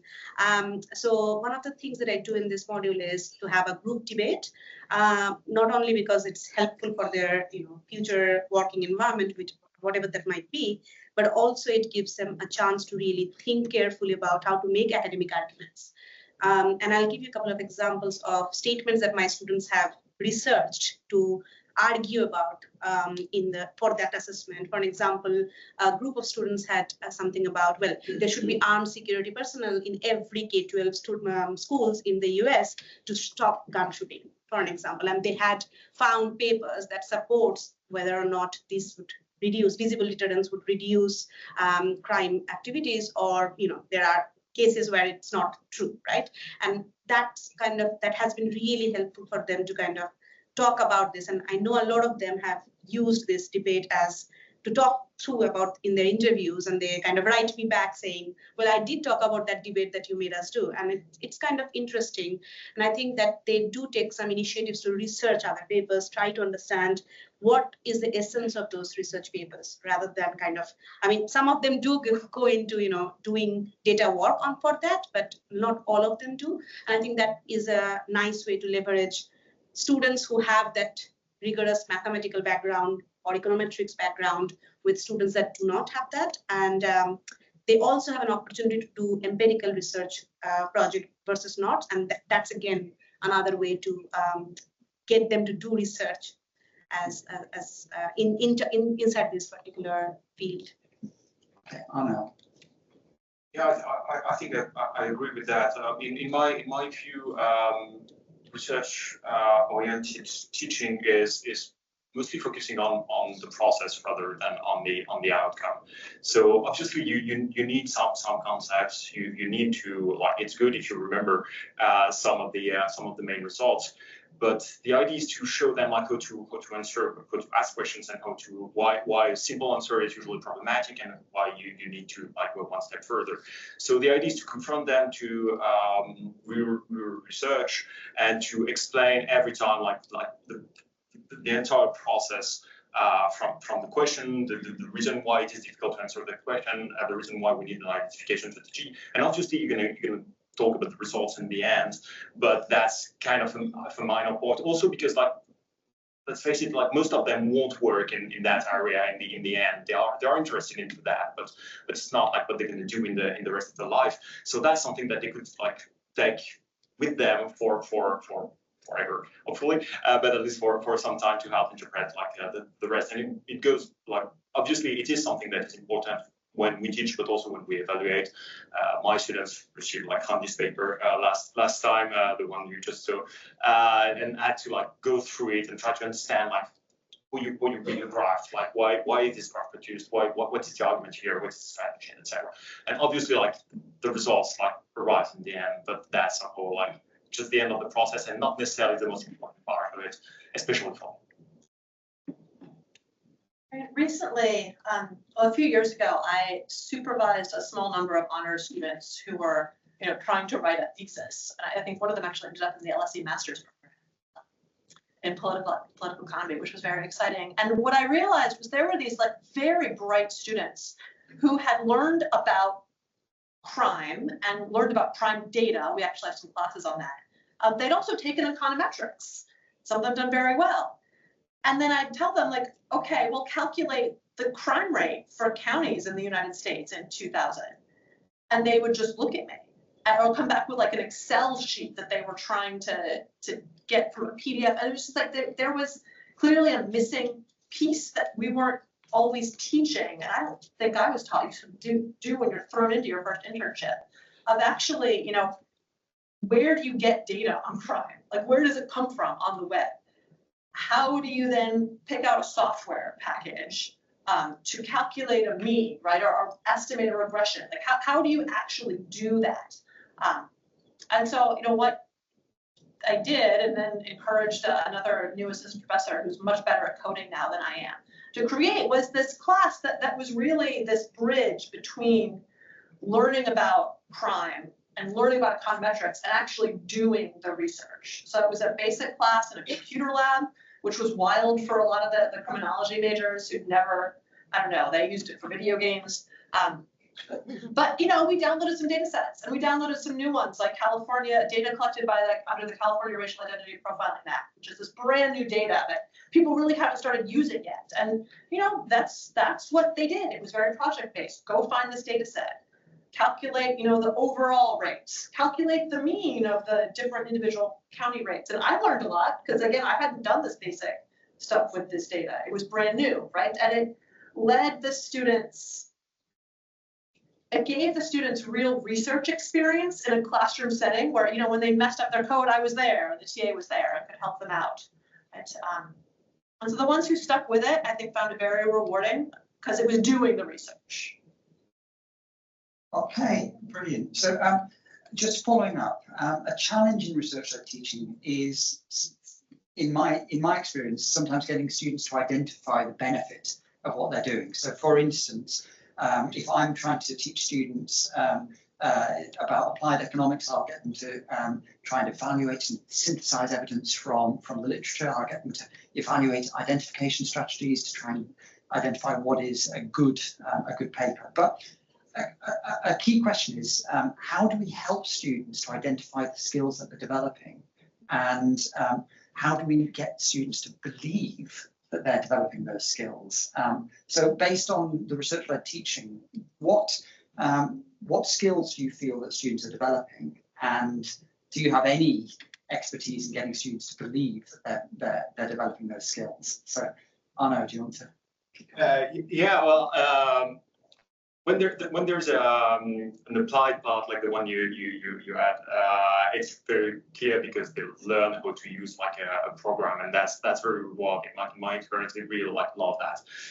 But when you don't have the opportunity to like have them in front of the computer using the stats program, my impression is that it really helps to like confront them with some arguments that are not good. Like, what is the effect of like longer sentences on crime? Well, you see like people who are sentenced to like prison like precipitate less than people who are not sent to prison. What do you think about that? Like, do you think it's a good argument? Do you think it's a bad argument? And if not, why? And let them like think about it and come up with like an answer and try to see like, and if you do that like repeatedly, you see that over time they manage to identify why some arguments are eventually like pretty bad and not convincing at all. And you can like point out that, yeah, you see, like this is what we tried to do like over the past few weeks or few days. And you know, identify that some arguments have weaknesses, and that you can go like one step after that, and we can like see like what the results are, and can find the limits and etc. Like try to have them like identifying themselves. And once again, like this is one advantage of talking about crime. We are confronted to those arguments like constantly. So we can even like take articles in the press and say and show them to the students and say like, okay, like here it's an article. What do you think about it? Sometimes it's good, sometimes it's not good. But just like you have to put some good ones, otherwise you're gonna always say like it's bad and that's a bit frustrating. But yeah, I think that's a good way to like show them how much they learn from. Okay. And Peter. I think I would agree. I do use New Yorker articles versus some other sort of articles, let's say about crime, which may not be, let's say, at par with the New Yorker level of journalism. And I do show that why would you be questioning? And I oftentimes tell them that, you know, one of the things that you're learning from this module is to question why, and keep questioning why, and knowing that, you know, looking at a paper, you might just think that that's good, but you need to know why that is good. And asking about those assumptions, that implicit assumptions, knowing that there are certain assumptions in the data set or certain assumptions that researchers are talking about, looking for those is going to help you believe eventually when you are in the industry or wherever, eventually you'll understand that not every evidence is going to be as robust. And I would agree on Arno's point that that's something that they really, you know, they take into heart, and they understand that, well, that's something that they should develop now. And I think the debate really helps because they just talk with each other. And I have banned the laptop from that particular class where I introduced the debate thing. It's basically just sitting like that and talking about it. And they find it very like, they're like, I have never been in a class where I'm not typing rigorously in my laptop. And I think that that's something that it's useful, because then they know that they will be communicating that eventually, and they will be building up that skill from the classroom, and hopefully they'll take it to wherever they're going to be working. And I think that's kind of something that I hope I have managed to kind of convince them to. I show them job ads. I mean, Randy's mentioned it, but like, this is a great job. And being a research assistant, you can travel the world doing applied economic research. It's an amazing job opportunity. My job is amazing. Like, it's ridiculous, all the opportunities I've had because I am able to do this like applied economics work in the criminal justice system that like is persuasive and people like. Right? And so I'm always sharing, you know, oh, hey, look, you know, there's a pre-doc opening up at Berkeley, you know, with Hillary Hoynes. I'm teaching you guys stuff that like, you guys are good candidates for that, you know, or like, oh, look here, you know, the Anaheim Police Department's looking for a data analyst. Like, I'm teaching you stuff that they will recognize what I'm teaching you, and you should be able to go get that job. You know, that's UC Irvine students are a very interesting, specific thing, but I think a lot of students, they're career focused, right? And just showing them like, hey, look, think about these things you could do, which might not have necessarily occurred to them, but if they like the class, they can go do this for the rest of their lives. The industry guest lectures help. That really does. I have had some people from Crest Advisory. This year I'll have somebody else from Skills for Justice. I think that's really useful for them as well. And I mean, the other thing that I think is really important for students to understand is that just because they're learning the skills in an economics of crime environment doesn't mean that they can't transfer them to other areas as well. And that's sometimes a struggle for undergraduate students to think, well, what I'm learning is about the economics of crime, but actually I can transfer these to think about analysis in any area. Yeah, and just demonstrate, like, it's applied micro, right? Exactly. Policy analysis. These are all things that, you know, I know what I'm teaching you, and because you're in my class, I think you should be able to go do that. It can be a very powerful thing for students, even the ones who are struggling. Right? So if they can get through this, they can see something at the tunnel that, at the end of the tunnel, that they might not have expected they could see. Yeah. And it's always a challenge. Just while students are in the heat of the unit, they'll be struggling to see the bigger picture, why they're doing what they're doing, and trying to get students to understand the benefit of everything that they're doing, and the wider benefits can have huge impacts on them. But that leads us slightly nicely into thinking about how we might draw a module to close, which is thinking about how we go about assessing students. What is your approach to assessing students, particularly in the light of the growth of artificial intelligence and other issues within assessment in higher education? So, Emily, do you want to kick us off? Yeah, you know, assessment is always like a thorny thing because it can also feel so high stakes and high pressure, and that's going to affect different students in different ways. I've always used or always try to use in-person assessments. I also have a lot of group work when we're in class and try to like pair up economists and non-economists to talk through things and produce like a sort of group answer to a series of questions. But then what I will do in sort of a midterm and final type approach, always in class, or to sort of have each person individually answer a series of questions, always in a sort of guided essay type format. When I'm teaching them policy analysis, you know, I want them to give me code that I can then run in a giant batch mode on the machine and spit out this Excel spreadsheet that I can then, you know, verify is the correct one and also comment. I know when students, ChatGPT is an excellent coder. It's not great at coming up with like intelligent comments necessarily that are distinct from all the other students' comments. And so that's what I've done in that spectrum. Yeah, so I do have a group debate assessment, which is, I mean, again, I try to pair up people from who are, you know, from home students and international students, try to have a balance of economists with non-economists, and I think that really helps because it's recorded. They can take their time, they do research on it. There are some mechanisms to make sure that the groups work as well. But also there is a research essay, and so far it's been either empirical. Some students do take some accessible data and work on it. And then it's easy to kind of know whether or not they have coded it themselves, or it's basically ChatGPT thrown mean, median, motor, simpler stuff. But there are also these research essays, like more synthesis type of research essays, which non-economists are more comfortable with. There hasn't been so far a case for AI related misconduct, thankfully. The reason probably being I have been very clear about what do I want to see there. The fact that how do they interpret the results rather than just telling me a summary of the results, which the abstracts of the papers can do. And I think that that has helped so far. But I don't know if I'll be changing it in having maybe some, which already they know they can have random vivas, which again helps.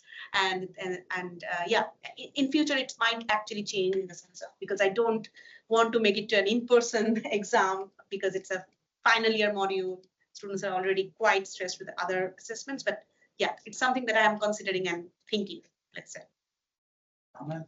Well, I moved this year from having essays to having a table exam. The number of students dropped by half, so it seems that they don't feel like table exams. With what I like with essay is that it forces the student to structure their ideas and to identify like different area in the literature to discuss some paper all together and to compare them and etc. I usually force them to have some exhibits from research papers included in the paper, because it used to be something that ChatGPT and other large language models were not very good at, and also because I wanted to see how good they were at understanding graphs and tables and etc. The rationale for moving to a table exam was partly because of large language models, but also because I thought that it could be good to like have something that was more of a transferable skill related to like understanding of an identification and capacity to interpret graphs, interpret tables that they have never seen before. So that's a bit the idea now, to show them like things they have never seen and to see if they are capable of understanding them. Because I think this is something that might be important above and beyond economics of crime. It's something that they could use as a tool for the rest of their life when reading the press or when studying something from crime. So no, that's the thing I'm emphasizing. Once again, being related to the fact that I see these units in the third year class as an applied micro in the area of criminal justice, but mostly as an applied micro. And I mean, I have lots of experience of having talked with Arno in the past, but there is a real benefit to these kind of extended research-based pieces of work. And one of the challenges that we are facing as a discipline is just thinking, how do we adapt these pieces of work so that we are leveraging the use of large language models, because these are the skills that students will need to develop in the workplace. They will, anyone who is going into the workplace will be using AI in the near future, and developing those skills as researchers is probably something that we can think about in the design of assessment, and that can then also inform the design of teaching. But that, I think that's also like part of the rationale for moving from an essay to a table exam, because somehow the capacity to structure an essay is something that AI could do very well. So somehow it's all like less interesting for them to invest on that skill.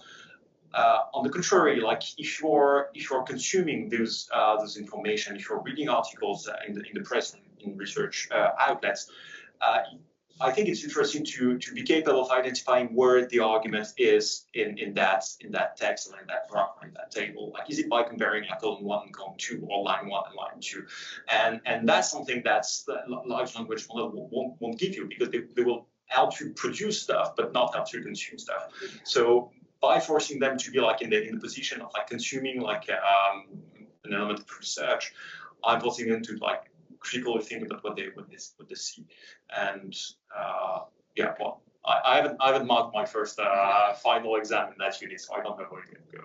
I actually show them a good AI generated essay, fake essay, without telling them initially, and tell them to market themselves. And another essay that I'd gotten an 85, and I know that it wasn't AI generated, and tell them to market and draw out where the problems are in both of them. And then they always are astounded when I start speaking about, well, here is where this wouldn't have gotten the grades, because this is not talking about the underlying assumption. This is not telling you what should you infer from this. This is not, it's kind of just a generic thing that AI generates about, like a summary type of a thing. So I think that's something that has been quite useful to them as well. I did that live last year, and I was lucky the first time, like AI, I did like horrible stuff. Completely wrong. And I was super fortunate with them. Like, yeah, this is crap. Like, well, I let them like think about it like first and say, do you think it's good or not? But I literally like take them in the end of the class. The paid version gives you better kind of a sample essay. But yeah, and know it improved, so maybe it would be better. But yeah. Okay, so I'm going to wrap up my parts of the questions and open it up to questions from the floor or from online. So we've got a question online, and then Andy will go to you. Okay, so it's not a question online, but it's my own, so I've got the microphone, so I'm going to take advantage. Obviously, in the presentations, we heard about all the different ways that people experience crime, whether they have a criminal record or they're a lawyer or, they're a victim and so on. The question I have as you're speaking is, obviously, from education economics, I'm really lucky. I can say, look how wonderful your experience has been. You're in front of me right now. But you've got a lot of lived experience potentially in the space. How do you deal with that in a safeguarding perspective? Because it is quite unique to your subject. Experience on that. I think that that's something that did happen with me.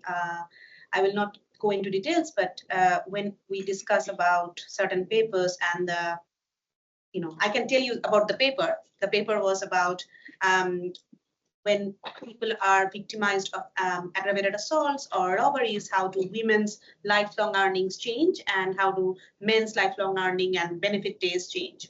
And I think many of you can recognize which paper I'm talking about. It's a great paper. The thing is that type of lived experiences does give a negative externality to our students. And a student did come up to me saying that, well, when we were discussing this paper, this was like, eye-opening, because I thought that I would never catch up with my friends or whoever. And I think that that's something that we need to be very aware of. I was really thrown back. I knew that it can happen, but till it does happen to you, it's something that you'd never know how to kind of handle this. And I think that, so I do have kind of a statement stating that there will be things that we will be discussing which are probably going to be traumatic for many of you, could be. And in that case, do access well-being services, do talk with your academic personal tutor, whoever else you feel comfortable with. But I think it's important that we do recognize to talk about the effects that we're seeing are average effects. And at the end of the day, it doesn't really predict your end of the day outcome. You can rise above it. And I think that was something that I experienced, that I thought that, well, I should have foreseen that this is coming. But yeah.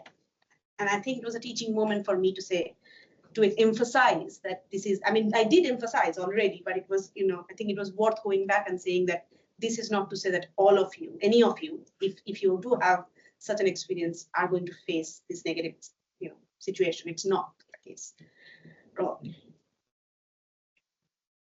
I think this is an area where online teaching or having a hybrid component or having a flipped classroom really is incredibly helpful, because when students are sort of dealing with very sensitive primary material, and I think it's also, it's important, of course, to be like thoughtful when you're talking about what you want to show your students. I had an issue with that with a lecture a few years ago that was unpleasant.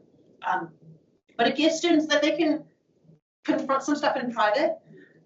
It's also the case that having students watch online videos, sometimes I, as a well-off white lady, like I can tell you about what I read about what it's like to be incarcerated or to be subject to like horrific racial discrimination. I can tell you that, or we can actually have someone who had that experience, right, and had this recorded in a documentary setting. And we're going to say the same words, but excuse me, I'll explain, it's much more impactful, right, coming from like the primary source, as opposed to me relating this experience that I clearly have not had. I don't have much to add. I usually warn students that it might be something they feel uncomfortable with. I have an optional unit, so they always have the opportunity to opt out, and usually I flag that, saying like if you feel uncomfortable, like please feel free to like move to another unit or come and talk to me. I'm not covering victimization a lot in the unit, so that also like limit the because I'm talking a lot about like incarceration, but it's unlikely that my students have been through prison. So the risks are slightly lower than if you cover like your domestic violence and things like that, which are not particularly present in my course, but you're likely. For me, it's just like a warning in the beginning of the unit, and I never had any students coming and expressing some fear or the fact that he or she was uncomfortable. Yeah. For some students, when you're in the class, you're a student, right? Like it's a very specific identity that you have, and people have all sorts of identities that they bring to a classroom, right? And in many classes, you have both like crime victims and people who have had criminal justice contact on the other end. It's very common. It's all the same population. This is also UCI's criminology problem, UCI's criminology program. And when students are comfortable, and these are things to lay out in the beginning of the term, when you are comfortable talking about your experience when it's relevant for class, that can be for students who want to very empowering, right? Because it's something that they know and they're sharing knowledge and can discuss or say, the theory doesn't hold true for my experience. And here, well, why? What assumption is wrong? Let's talk through that, right?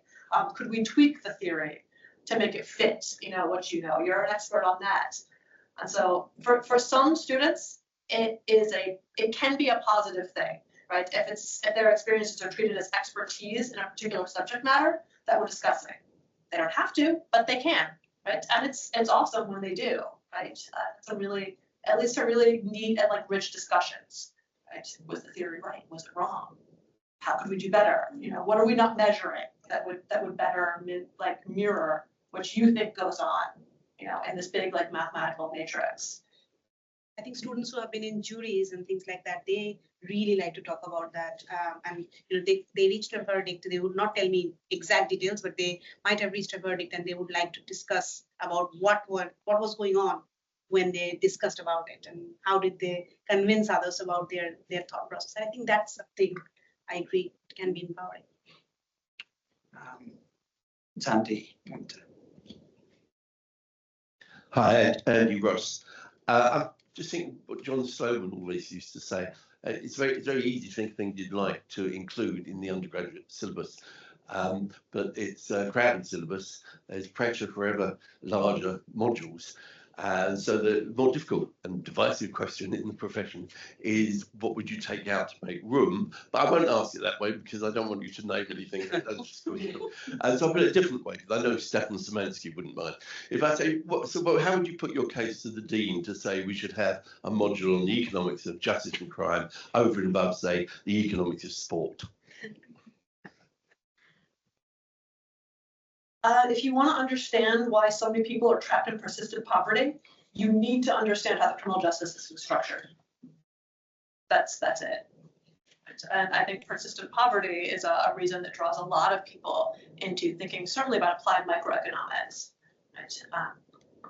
Even macroeconomics, right? And I think that's, you can't understand why some people stay poor unless you start thinking about their experiences with victimization and criminal justice. I think on top of that, it's a major policy divide. Like it's something that is constantly discussed in the news. You have like some political parties who have like their entire construction that is based on their tough on crime motto, and having some understanding of that probably helps people be better citizens, if not better economists at least, but better citizens, which is already something good. I think that I basically put forward a case about policies, as Anu mentioned, not the poverty one, but well, then the course had 200 odd students every year, has had. So that tells you that, you know, people are interested in it. You know, they just want, I mean, so much so that there was a discussion whether I can open it to all business school students who don't have even econ minors, and that is not possible because, you know, just the type of, I mean, I cannot possibly manage a 700 students classroom, even if I would like to. But yeah, it has had 200 students on average every year, and that tells you that students are interested. And I did ask students, and that's helpful because deans of schools are always interested in what sort of courses they should provide to make it students more interested. Okay, I'm going to move on to one more question from Donnelly. Oh, yeah. Oh, thank you. So first of all, thanks a lot for the very insightful discussion. I have a question related to teaching, not necessarily related to crime. So actually it's more about, in general, about the AI. So there was already some discussion regarding how you adapt assessment in that AI, such as in-person exams, such as Viva. You also talk about you use AI to generate some essay to ask students to critically evaluate it. I think students make a very, very good point that when students enter the workplace, they will use AI anyway, right? It is indeed an AI-enabled world. So I'm just wondering that when you teach students, did you give students quite a specific instruction that how can use AI as a supportive tool, as an assistive tool to help them to improve their efficiency? Because it is very useful, even though we can see a lot of negative things about it, but it is useful, right? For example, when you do econometrics, we do programming, coding, AI could serve as a very good, useful assistive tool. Yeah. AI gives great essay feedback. AI is a spectacular referee. And so that's in the master's capstone thesis class. They give peer feedback, and then on 2 occasions, they have feedback from a AI essay bot, where they run their essays through and then they write about how they responded or critique the AI feedback and how they use that to make their writing better. I think I show them exactly how to work with AI in the coding class and in the tutorials. Apart from showing that here is an example which is kind of AI generated, good enough, but can't get a first, let's say, because of such and such reasons. But also, here is something that is kind of mediocre, but if you did use AI, how would you use it? And I kind of show them in the tutorials, and I think that has really helped them to some extent to understand. And of course, every institutions by now require you to give some sort of a declaration of how you have used AI, and I ask them to do the same. And without that, your essay doesn't get graded. You have to use that and explain exactly how you used it as well. That does help. No, I don't. I haven't tried. I haven't advised them on how to use AI for my unit and how it could be helpful. I think I try to identify things that they need to learn and that for which it could not be replaced by AI. But it's true that AI could be useful in their learning, and this is. But even me, I don't know exactly how I would use AI to improve my understanding of my own course. So I'm not giving them any advice on that. So I should think about it, but for the moment I don't. Okay, well, certainly I'm going to try and take some advice from Emily, and I'm going to try and develop an AI bot to help provide feedback to. Investing in a course designer for my department was a great idea. It's been so helpful because it's our course designer, right? It was like, oh, here's this bot, and here's how you use it, and I'll help you integrate it into Canvas and all those things. Okay, brilliant. So I'm going to draw this to a close, and I'd just like to finish by giving a few thank yous. So first of all, thank you to our panel, both the first panel and our excellent second panel talking about the teaching of the economics of crime. Thank you to everyone who's been attending, both in person and for those of you who are online. And most of all, thank you to the Nuffield Foundation for the kind support and for hosting the event, without whom we wouldn't be here today. So thank you very much to you all.